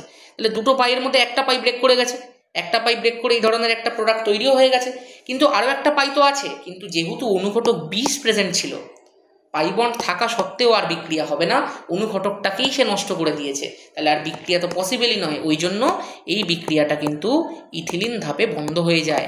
এইভাবেই আমরা অ্যাসিটিলিনকে ইথিলিন ধাপে থামিয়ে দিতে পারি উইথাউট প্রিপেয়ারিং ইথেন। ক্লিয়ার আছে? চলো, এইবার যেটা আমাকে করতে হবে সেটা হচ্ছে পলিমার। পলিমার বিষয়টা খুব সোজা, একদম আমাদের মেন জিনিস আমাদের করা হয়ে গেছে। এবার জাস্ট কয়েকটা ছোটো ছোটো ছোটো ছোটো জিনিসগুলো একটু তোদেরকে শিখিয়ে দিতে হবে। তার মধ্যে প্রথম যে জিনিসটা আছে সেটা হচ্ছে পলিমার। পলিমার জিনিসটা কী জিনিস সেটা বলে দিয়েছি, জাস্ট একটু বলি। পলিমার তোদের সিলেবাসে দুই প্রকারের আছে, একটা হচ্ছে প্রাকৃতিক পলিমার আর একটা হচ্ছে সংশ্লেষিত পলিমার। এক্সাম্পল পড়বি, যেটা প্রাকৃতিক উপায়ে তৈরি হয় সেটা প্রাকৃতিক, যেটাকে আমাদের ন্যাচারালি পাওয়া যায় না, নিজে থেকে তৈরি করতে হয় রসায়নগারে, সেটা সংশ্লেষিত। এর এক্সাম্পলসগুলো পড়বি। এক্সাম্পল হচ্ছে প্রোটিন। আচ্ছা, প্রোটিন কার পলিমার রে? প্রোটিন হচ্ছে অ্যামাইনো অ্যাসিডের পলিমার, তোরা বায়োলজিতে পড়েছিস নিশ্চয়ই। আরেকটা কী হতে পারে বল? স্টার্চ হতে পারে, সেলুলোজ হতে পারে। ঠিক আছে, সংশ্লেষিত পলিমার কি হতে পারে? সংশ্লেষিত পলিমারের মধ্যে দেখ কয়েকটা এক্সাম্পল দিচ্ছি। ধর নাইলন হতে পারে। নাইলনের বিভিন্ন প্রকার, নাইলন 6 হয়, নাইলন 6 হয়, তোকে এখন জানতে হবে না, তুই শুধু নাইলন লিখবি। ঠিক আছে, তোকে ধর আমি বললাম, তোরা এগুলো পড়েছিস। টেফলন হতে পারে, তোরা ধর পড়েছিস। পিভিসি হতে পারে, তোরা ধর পড়েছিস। পলিথিন হতে পারে, একদম এগুলো সব তোরা জানিস। চলো নেক্সট। এইবার একটুখানি মন দিয়ে শোন, এই জায়গাটাতেই আরও কিছু জিনিস একটুখানি আমাকে বলতে হবে। সেটা হচ্ছে এই যে পলি ইথিলিন আছে, আমি এখানে লিখছি ধর পলিমার, এখানটা আমি লিখছি সংকেত, এখানটা আমি লিখছি মনোমার, এখানটা আমি লিখছি সংকেত। চল এবার একটুখানি মন দিয়ে দেখ, পলিমারটার নাম কি? পলিথিন। সংকেতটা কি ভাই? সংকেতটা হচ্ছে CH2 বলেন। আচ্ছা, সংকেতটা তো পাশে দেখানোর কথা ছিল, তাই না? চ, আমার কাছে সেই ব্যবস্থাও আছে। আরে সব ব্যবস্থা আছে রে ভাই। চ, এই এই এই ল সমেত কেটে নিয়ে চলে যাচ্ছে, কি অবস্থা, বদমাশ লোক। আমি তো শুধু এইটুকু নিয়ে যেতে চাই, যাওয়া যাবে না? হ্যাঁ যাওয়া যাবে, চলো। তাহলে এই যে আমার সংকেতটা যেটা তৈরি হয়েছে সেটাকে এবার তুই একটুখানি মনোমার রূপে লেখার চেষ্টা কর। দেখ, এই যে দুখানা বন্ড আছে, এই যে পাশে দুখানা যে বন্ড দেখছি, সেই দুটো হচ্ছে সিগমা বন্ড, তাই না? সেই দুটো সিগমা বন্ডকে যদি আমি এবার একটুখানি ভেঙে দেওয়ার চেষ্টা করি, তাহলে দুটো সিগমা বন্ড ভাঙলে একটা পাই, তাহলে মনোমারটা কি হয়ে যাবে? CH2 double bond CH2। ব্যাপারটা বুঝতে পেরেছিস? তাহলে এই মনোমারটার নামটা কি? মনোমারটার নাম হচ্ছে ইথিলিন। আশা করছি ব্যাপারটা প্রত্যেকে বুঝতে পেরেছি। এই ইউনিটটাকে ধরবি, দুটো সিগমা বন্ডকে ব্রেক করাবি, একটা পাই বন্ড চলে আসবে, এটাই মনোমার। ঠিক আছে, এটা ব্যবহার কি হতে পারে? এটার ব্যবহার আমি আলাদা করে বলছি না, সবাই জানে পলিথিনের ব্যবহার কি। চলো নেক্সট হচ্ছে, দেখো যেটা আছে সেটা হচ্ছে টেফলন। টেফলনের সংকেতটা একটু মন দিয়ে দেখবে। হ্যাঁ, CF2 জাস্ট হাইড্রোজেনের পরিবর্তে ফ্লুরিন, CF2 হলেন। ঠিক আছে, এইটাকে এবার তুই কী করবি, এই ইউনিটটাকে ধর তুলে এনে, আচ্ছা প্রথমে সংকেতটা লিখি, CF2 ডাবল বন্ড CF2, প্রত্যেকে আশা করছি বুঝতে পেরেছিস, দুখানা সিগমা বন্ড ছিল, এই যে দুপাশে দুখানা দুটো, এই দুটোকে আমি যদি একসাথে করে দিই, দুটোকে যদি ভেঙে দিই, তাহলে এই দুটো সিগমা বন্ড থেকে এই একখানা পাই বন্ড তৈরি হয়ে গেল। তাহলে এই একটা ইউনিটকে ধরে তুই এই জিনিসটা করে দে, তুই ইজিলি সংকেতটা পেয়ে যাবি। এবার তুই আমাকে একটা কথা বল, নামটা কি? নামটা হচ্ছে, দেখ ভালো করে দেখবি, এই চারটে পজিশানেই ফ্লুরিন আছে, তাহলে আমি বলতে পারি, ভালো করে শুনবি, টেট্রাফ্লুরো, কতগুলো ফ্লুরিন? চারটে ফ্লুরিন। তাহলে টেট্রাফ্লুরো, যদি ফ্লুরিন না থেকে হাইড্রোজেন থাকতো, নাম কি হতো? ইথিলিন হতো না? তাহলে নামটা কি হয়ে গেল? Tetrafluoro ethylene. আশা করছি নামের কারণটাও প্রত্যেকে শিখে গেলি। তাহলে এটার নাম কি? Tetrafluoro ethylene. কারণ দেখ না, CH2 ডাবল বন্ড CH2 নামটাই তো ইথিলিন, তার পরিবর্তে F আছে, তাহলে চারটে ফ্লুরিন, টেট্রাফ্লুরো ইথিলিন, কাজ শেষ।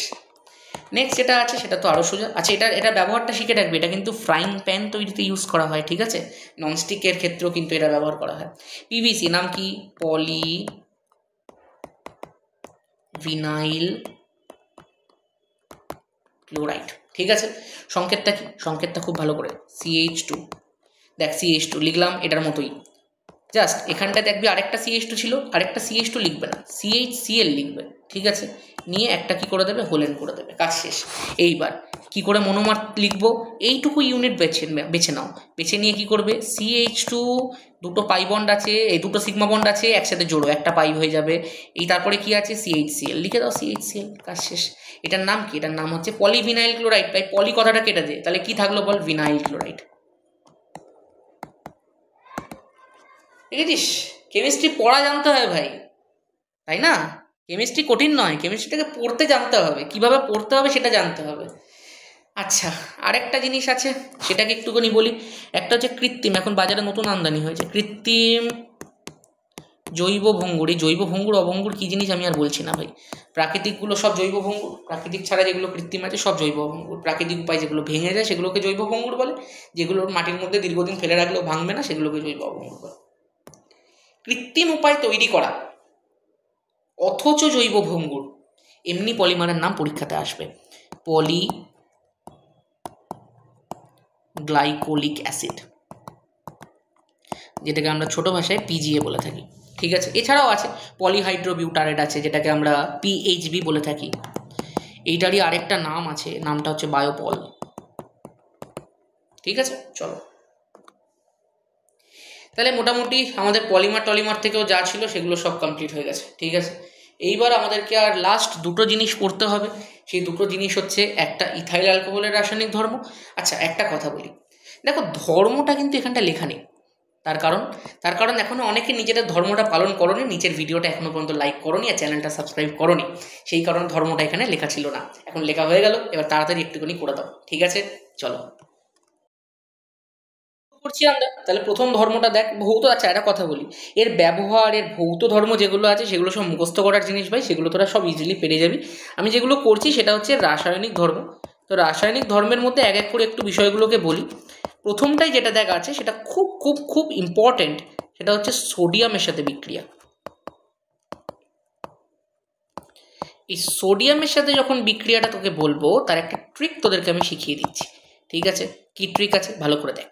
দেখ, CH2 CH3 CH2OH, ঠিক আছে, তার সাথে আমি কার বিক্রিয়া করছি, সোডিয়াম। ঠিক আছে, এবার যখন বিক্রিয়াটা হবে কি হবে দেখ, মনে রাখবি অক্সিজেনের সঙ্গে যুক্ত যখনই একটা হাইড্রোজেন দেখবি, আমার স্টুডেন্টরা সব জানে, এই অক্সিজেনের সঙ্গে যুক্ত হাইড্রোজেনটার প্রতি সোডিয়ামের একটু বেশি হিংসা আছে। এ কী করে, এই অক্সিজেনের সঙ্গে হাইড্রোজেন দেখলেই তাকে সরিয়ে দিয়ে সেই জায়গায় নিজে বসতে চায়। ঠিক আছে, তাহলে এখানটাতেও কি হবে, চাইবে, সোডিয়াম চাইবে এই অক্সিজেনের সঙ্গে যুক্ত হাইড্রোজেনের জায়গায় নিজে বসবে। তাহলে প্রোডাক্ট কি হবে, CH3 CH2ONA। এটার নাম কি, এটার নাম হচ্ছে সোডিয়াম ইথক্সাইড। সোডিয়াম ইথক্সাইড হয়েছে। এবার বল কে বেরোলো? হাইড্রোজেন বেরোলো। একটা এইচ বেরিয়ে তো কোনো লাভ নেই, দুটো এইচ বেরোতে হবে। দুটো এইচ বেরোতে গেলে এটাকে 2 মোলস নিতে হবে, আর দুটো এইচকে যদি বের করতে হয় তাহলে দুটো সোডিয়াম নিতে হবে। তাহলে কি যুক্ত হবে বল? হাইড্রোজেন। ঠিক আছে, হাইড্রোজেন অ্যাজ গ্যাস বেরিয়ে যাবে। ঠিক আছে, কমপ্লিট। তাহলে সোডিয়ামের সাথে বিক্রিয়া আবার পারবে। দ্বিতীয় দেখো যেটা আমি তোমাদের করাবো সেটা হচ্ছে 2 নম্বর নিরুদন বিক্রিয়া। দেখবি নিরুদনটা অলরেডি আমি করিয়ে দিয়েছি। যখন নিরুদন বলবে তখন তোকে কি করতে হবে বল? CH3CH2OH কে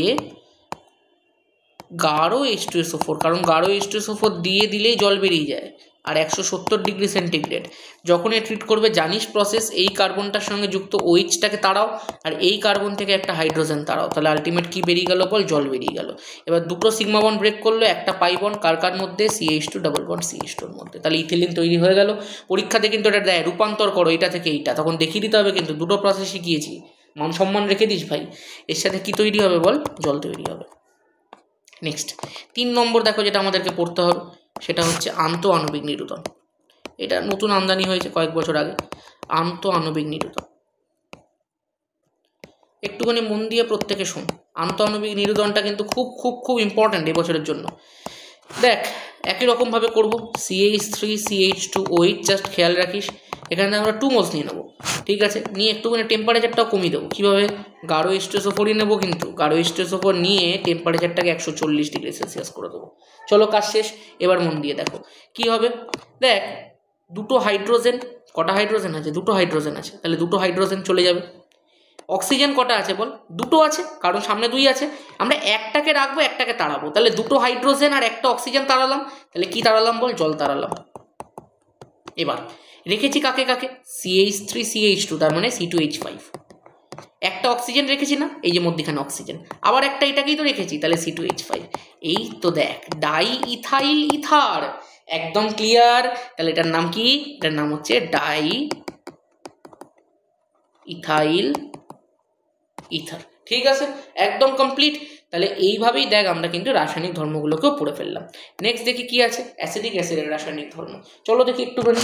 এই অ্যাসিডিক অ্যাসিডের রাসায়নিক ধর্মের মধ্যে যেটা আমাদেরকে প্রথমেই পড়তে হবে সেটা কিন্তু হচ্ছে এর সাথে সোডিয়াম হাইড্রোক্সাইডের বিক্রিয়া, বা অনেকে বলে ক্ষারের বিক্রিয়া। তাহলে আমি দেখো সংকেত দিয়ে লিখে দিচ্ছি, হ্যাঁ, NaOH এর সঙ্গে বিক্রিয়া, প্রথম পয়েন্ট।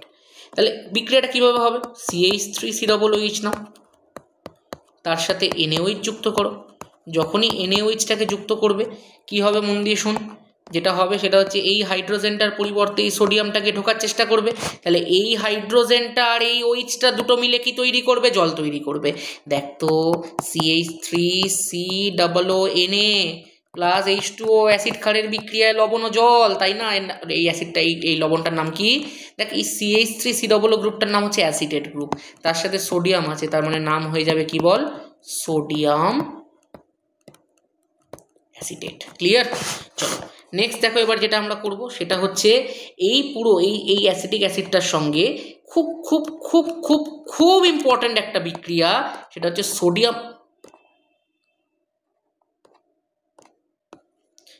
সোডিয়াম বাইকার্বনেটের সাথে বিক্রিয়া। তাহলে NaHCO3 কম্পাউন্ডটার নাম সোডিয়াম বাইকার্বনেট। দেখবে অ্যাসিডের শনাক্তকরণের জন্য এই সোডিয়াম বাইকার্বনেট আমরা ইউজ করে থাকি। যখনই অ্যাসিটিক অ্যাসিডের সঙ্গে বিক্রিয়ার কৌশল তোরা সব শিখে গেছিস, কারণ তোদেরকে ট্রিকটা শিখিয়ে দিয়েছি। দেখ ও এর সঙ্গে যুক্ত H, সোডিয়াম গিয়ে সেই জায়গায় বসবে, তাহলে সিম্পল কি করবি? Simple CH3COONA। মাথায় রাখবি একটা কথা, HCO3 যেটা তুই দেখতে পাচ্ছিস না, এটা ভেঙে যায় কিভাবে? H2O আর CO2, তাহলে সিম্পল লিখে দে না, H2O প্লাস CO2, কাজ শেষ, একদম ডান। তাহলে এইটারও নাম কি হয়ে যাবে বল? এইটারও নাম হচ্ছে সোডিয়াম অ্যাসিটেট। ঠিক আছে, মাথায় রাখবি এই কার্বন ডাই অক্সাইডটাই বুদবুদ আকারে কিন্তু বেরোতে থাকে। তুই যখনই একটা অ্যাসিডটাকে, তার জলীয় দ্রবণটাকে নিয়ে সোডিয়াম বাইকার্বনেট অ্যাড করবি তার মধ্যে, তুই দেখবি কার্বন ডাই অক্সাইডের বুদবুদ পাওয়া যাবে। এই কার্বন ডাই অক্সাইডের বুদবুদ যদি বেরোতে থাকে তাহলে তুই বুঝতে পারবি যেটার মধ্যে তুই সোডিয়াম বাইকার্বনেট অ্যাড করেছিলি সেটা একটা অ্যাসিড ছিল। ঠিক আছে, চলো নেক্সট। এবার আরেকটা পয়েন্ট আমাদের এখান থেকে বেঁচে আছে, সেটাও একটুখানি শিখিয়ে দিই তোদেরকে। 3 নম্বরটা খুব ইম্পর্টেন্ট, VBI এস্টারিফিকেশন বিক্রিয়া, নাম হচ্ছে ইথাইল অ্যালকোহলের সাথে বিক্রিয়া। চলো বিক্রিয়া ডাইরেক্ট দেখাই, হ্যাঁ। CH3COOH প্লাস C2H5OH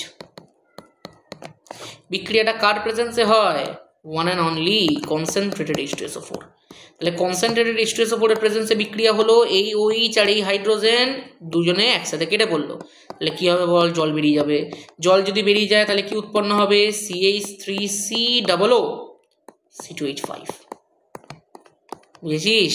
এবার বল, এই যে CH3COO জায়গাটা আছে, দেখ কত ইন্টেন্সলি বোঝানো যায়। দেখ, এটা ইথাইল গ্রুপ আর এটা CH3COO, নাম কি? Ethyl acetate. ইথাইল অ্যাসিটেট, ঠিক আছে। আর এই যখনই দেখবি দুটো ও পরপর আছে তখনই পুরো জিনিসটাকে একটা এস্টার বলা হয়। আর সেটাকে তুই এরকম করে লিখেও দিতে পারিস, সেখানটা আমার মনে হয় এটা লেখাটাই উচিত, আর তোরা লিখবিও সেটা, বুঝতে পারলি? Ethyl acetate ester. তাহলে চলো, মোটামুটি রাসায়নিক ধর্মের যে জায়গাগুলো ছিল সেগুলো সব কমপ্লিট, আর আমাদের টপিকটাও মোটামুটি প্রায় শেষের দিকেই চলে এসছে। দেখ, এবার একটু লাস্ট যে জিনিসটা আমাকে করাতে হবে সেটা হচ্ছে ডিনেচার্ড স্পিরিট। ডিনেচার্ড স্পিরিটটা সেটাও তোরা খুব সহজেই পড়েছিস আমি জানি। দেখ, ইথাইল অ্যালকোহল শিল্পে প্রচুর পরিমাণে ব্যবহার করা হয়। কি শিল্প বুঝতে পারছো? ইথাইল অ্যালকোহলকে পানীয় হিসাবে ইউজ করা যায়, ঠিক আছে। তো এই পানীয় হিসাবে ইথাইল অ্যালকোহলের ব্যবহারটাকে কমানোর জন্য এই ইথাইল অ্যালকোহলটাকে একটা বিশেষ কিছু প্রকারের জিনিসপত্রের সাথে মেশানো হয়। কি কি প্রকারের জিনিসপত্র? মন দিয়ে দেখো। 1 নম্বর হচ্ছে মিথাইল অ্যালকোহল। মিথাইল অ্যালকোহল হচ্ছে একটা বিষাক্ত পদার্থ, সবসময় মাথায় রাখবে। মিথাইল অ্যালকোহলকে কিন্তু খুব বিষাক্ত রূপে ট্রিট করা হয়, এটা খেলে তোমার মৃত্যু পর্যন্ত হয়ে যেতে পারে। আচ্ছা, দ্বিতীয় হচ্ছে দেখো ন্যাপথা, আর 3 নম্বর হচ্ছে দেখো পিরিডিন। এবার তোরা আমার কাছে এখানে যখন এসছিস কিছু তো নতুন জানতে হবে, তাহলে একটু বলি। ন্যাপথার সংকেতটা হচ্ছে এইটা, সংকেত বলতে স্ট্রাকচার। এইটা হচ্ছে দেখ ন্যাপথার স্ট্রাকচার, ন্যাপথালিন যেটাকে আমরা বলি। আর পিরিডিনের স্ট্রাকচার হচ্ছে এইটা। এগুলোকে একটুখানি তো নতুন করে জানাইতে হবে, ঠিক আছে। তাহলে কি কি মেশাতে হলো? ইথাইল অ্যালকোহলের সঙ্গে মিথাইল অ্যালকোহল, ন্যাপথা আর পিরিডিন, এই 3খানা জিনিসকে মিশিয়ে দিতে হলো। মাথায় রাখবে, এই মিথাইল অ্যালকোহল যুক্ত ইথাইল অ্যালকোহলটাকেই কিন্তু বলা হয় ডিনেচার্ড স্পিরিট বা মেথিলেটেড স্পিরিট। আশা করছি ক্লিয়ার। এই যে মেথিলেটেড স্পিরিট বা ডিনেচার্ড স্পিরিটে প্রায় 90% মতো ইথাইল অ্যালকোহল থাকে আর 10% মতো মিথাইল অ্যালকোহল থাকে। একদম ক্লিয়ার, মাথায় রাখবে। এইটা কিন্তু বার্নিশের কাজে ব্যবহার করা হয়, বার্নিশের জন্য এটা একটা উত্তম দ্রাবক হিসেবে ব্যবহৃত হয়, ঠিক আছে। কমপ্লিট। চলো এইবার দেখ, কিছু স্পেশাল কোয়েশ্চেন্স আছে, বাট এটা যেহেতু একটা ওয়ান শট রিভিশন ক্লাস ছিল সেই কারণে স্পেশাল কোয়েশ্চেন্স কিন্তু এখানে ডিসকাস করা হবে না। তো এই যে এই ধর কোয়েশ্চেনগুলো পরীক্ষা দিয়ে, এগুলো কিন্তু পরীক্ষার জন্য মারাত্মক লেভেলে ইম্পর্টেন্ট। আর আমি তোকে কনফার্ম বলতে পারি, যে কটা স্লাইড আমি তোকে দেখিয়ে দিচ্ছি, এই 1, 2, 3, 4, এই যে 4খানা মোট কোয়েশ্চেন আছে, এই 4টের মধ্যে তোরা খুব বড় চান্স আছে মাধ্যমিকে এই বছর একটা পেয়ে যাবি, ঠিক আছে। আর তোকে যা করালাম আমি তোকে কনফার্ম বলতে পারি, এই জৈব রসায়ন এই রকম লেভেলে গিয়ে ওয়ান শট রিভিশন তুই কোনোদিন দেখিস নি আজ পর্যন্ত, আমি তোকে দাবি করে বলতে পারি। তোকে আমি প্রত্যেকটা ছোট ছোট জিনিস মাইনিউটলি শিখিয়ে দিলাম একটা ওয়ান শট রিভিশনের মধ্যে। তাহলে তুই চিন্তা করে দেখ, যখন আমরা শুরু থেকে ক্লাস করেছিলাম তখন কিভাবে করেছিলাম। আশা করছি পুরো জিনিসটা ক্লিয়ার আছে প্রত্যেকে। এই জিনিসগুলোকে অবশ্যই করাবো, কিন্তু কোথায় সেটাই জানাবো এই জায়গাটায়। মন দিয়ে শোনো। তার আগে একটা কথা বলি, it's not over until you win, মানে তুমি যতক্ষণ না জিতে যাচ্ছ ততক্ষণ কিন্তু খেলা শেষ হয়নি, ঠিক আছে। থ্যাংক ইউ সবাইকে ভিডিওটা দেখার জন্য। একটা লাস্ট কথা শুধু বলি, এই যে জিনিসগুলোকে তোদেরকে দেখালাম সেই জিনিসগুলো প্লাস টার্গেট কোয়েশ্চেন ব্যাংক, যেটা তুই যদি সলভ করে যাস তুই একদম কনফার্ম থাকতে পারিস যে আমি তোকে যা পড়াচ্ছি সারা বছর, প্লাস টার্গেট তুই যা করছিস, প্লাস ধর তোকে আমি অনেক জ্ঞানমূলক প্রশ্ন উত্তর আলোচনা করিয়ে দেবো, সেইগুলোকে যদি তুই একবার করে নিস তোর এর বাইরে পরীক্ষাতে আর কিচ্ছু থাকছে না, তুই একদম কনফার্ম থাকতে পারিস। চ্যাপ্টার ওয়াইজ কিছু নিউমেরিক্যাল প্রবলেমস তোদেরকে কিন্তু আমি করাবো, কিছু কনসেপচুয়াল সলিউশনস দেখবি তোদেরকে আমি করাবো। আচ্ছা, চ্যাপ্টার ওয়াইজ কিছু স্টাডি মেটেরিয়াল দেখবি তোদেরকে আমি দেবো, একটা কমপ্লিট 200+ পেজের স্টাডি মেটেরিয়াল দেবো, যেখানে কিছু ডিফিকাল্ট টু অ্যান্সার কোয়েশ্চেন থাকবে। এগুলো সব তোরা জেনেছিস। পুরো ফিসটা আমি রেখেছি 2500, বাট তুই যদি তোর একটা বন্ধুকে নিয়ে আসতে পারিস তাহলে তোর 500 টাকা অফ হয়ে যাবে। সেই বন্ধুটার ফিস 2500ই থাকবে, কিন্তু তোর ফিস 500 টাকা অফ হয়ে যাবে। তাহলে তুই যদি 5 জনকে নিয়ে আসতে পারিস, নিয়ে অ্যাডমিশন করাতে পারিস, তাহলে তোর এই পুরো ফিসটা কিন্তু ফ্রি হয়ে যাচ্ছে। আমি এই সুযোগটা সবার জন্য রেখেছি। তাহলে এই যে ফ্রি কোর্স অ্যাভেল করার জন্য যে উপায়টা ছিল সেটা আমি আজকের ওয়ান শট রিভিশন ভিডিওটার মধ্যে বলে দিলাম। তাহলে প্রত্যেকে চেষ্টা করিস ম্যাক্সিমাম নাম্বার, তবে হ্যাঁ 5-এর বেশি নিয়ে আসতে পারিস, তারপরে কিন্তু আর ফ্রি এর অফারটা থাকবে না, তখন তোর বাড়িতে আমি একটা চকলেট নিশ্চয়ই পাঠিয়ে দেবো। ঠিক আছে, চলো। আর মোটামুটি একটু সবাই জানাস যে এই ভিডিওটা কেমন লাগলো। এই কোয়েশ্চেন্সগুলোর জন্য অবশ্যই সাবস্ক্রাইব বলতে এই কোর্সটা তোরা নিতে পারিস। এই কোর্সের আন্ডারে আমি সমস্ত প্রশ্নগুলোকে কিন্তু ডিসকাস করব। তোরা যখনই বলবি, যেখানেই বলবি সমস্যা, আমি সমস্তটা ডিসকাস করে দেবো। চ্যাপ্টার ওয়াইজ নিউমেরিক্যাল প্রবলেমসগুলো যেগুলো করাবো ওর বাইরে পরীক্ষাতে প্রশ্ন আসবে না, ওই টাইপের বাইরে। প্রত্যেকটার হ্যান্ড রিটেন স্টাডি মেটেরিয়ালের PDF আমি সবাইকে দেবো। সেগুলো কিন্তু যদি তুই একবার পড়িস দেখবি মারাত্মক লেভেলে সব কিছু লেখা আছে। আর বাকি দেখ যেগুলো লেখা আছে তোদের সামনেই আছে। আমার পড়ানো কেমন লাগলো সেগুলোর ওপর ভিত্তি করে তোর সাথে আমার যে একটা দেখবি একটা ম্যাচ হওয়ার ব্যাপার থাকে। একটা সব টিচারকে সবার ভালো লাগে না। তোর যদি আমাকে ভালো লেগে থাকে, তোর যদি মনে হয়ে থাকে যে না আমার কাছে পড়লে তোর ভালো হবে, তাহলে তুই এই কোর্সটা অবশ্যই নিতে পারিস এবং তোর বন্ধুদেরকে অবশ্যই এনে নিজের 500 করে অফটা করিয়ে নিতে পারিস। ঠিক আছে, চলো। তাহলে আজ পর্যন্ত যারা এখনও পর্যন্ত আমার ক্লাসটা করিসনি, মানে আজকে প্রথম করলি, তাদের কাছে আমি অবশ্যই জানতে চাইবো ক্লাসটা কেমন লেগেছে ভাই। তো বলিস প্রত্যেকে। আর আমাকে কিন্তু এই ব্যাপারটা না বলে এইটা বললে একটু বেশি ভালো হয়। ঠিক আছে, চলো। তাহলে আজকের মতো এখানেই থাকছে। প্রত্যেককে অনেক অনেক বেস্ট অফ লাক জানাই। সবার টেস্ট পরীক্ষা এখন চলছে, আমি এই টেস্ট পরীক্ষার মধ্যেই হয়তো এটা আপলোড করে দেবো। অনেক অনেক বেস্ট অফ লাক সবাইকে। সবাই ভালো থাকিস, ভালো করে পরীক্ষা দিস এবং খুব তাড়াতাড়ি দেখা হচ্ছে হয়তো এই কোর্সে, যেটা 1 ডিসেম্বর থেকে শুরু হচ্ছে। ঠিক আছে, প্রত্যেকটার রেকর্ডেড ভিডিও অ্যাভেলেবেল থাকবে। যখন পারবি তোরা সেইগুলোকে দেখে নিতে পারবি, তার উপায়টাও আমি শিখিয়ে দেবো। চলো, যেতে যেতে আমার একটা কথা মনে পড়লো যে আমি তোদেরকে একটা জিনিস করাবো বলেছিলাম, তো সেটাও একটুখানি তোদেরকে দেখিয়ে দিই। যে আমি বলেছিলাম যে একটা নতুন কোয়েশ্চেন মার্কেটে নতুন এসছে। এটা কোয়েশ্চেনটা হচ্ছে অ্যাসিটিক অ্যাসিডের একটা সমবায়বের নাম লেখো। এই এখন মানে একটা প্রশ্ন আমি দেখতে পাচ্ছি অনেক রকমের বইতে দিয়েছে, তো সেটা একটু দেখে নে, মনে রাখিস। এটা HCOOCH3, ভালো করে দেখ। এটা কি বুঝতে পারছিস? দেখ এখানটায় মিথাইল আছে, আর এই যে জিনিসটা দেখছিস এটা কিন্তু কোনো অ্যাসিটেট গ্রুপ নয়, এই গ্রুপটাকে বলা হয় ফরমেট গ্রুপ। তাহলে এই যে ফরমেটটা আছে এর সাথে কি আছে বল? মিথাইল। তাহলে মিথাইল ফরমেট। তাহলে এই যে মিথাইল ফরমেট আছে এটাও কিন্তু একটা এস্টার। এই মিথাইল ফরমেট এস্টারটা কিন্তু অ্যাসিটিক অ্যাসিডের একটা সমবায়ক। এটা কিন্তু দেখ বলতে একটুখানি আমি এই জায়গাটায় বলবো বলেছিলাম কিন্তু বলতে ভুলে গেছিলাম বলে লাস্টে বলে দিলাম। ঠিক আছে, চলো, প্রত্যেকে ভালো থেকো, বেস্ট অফ লাক।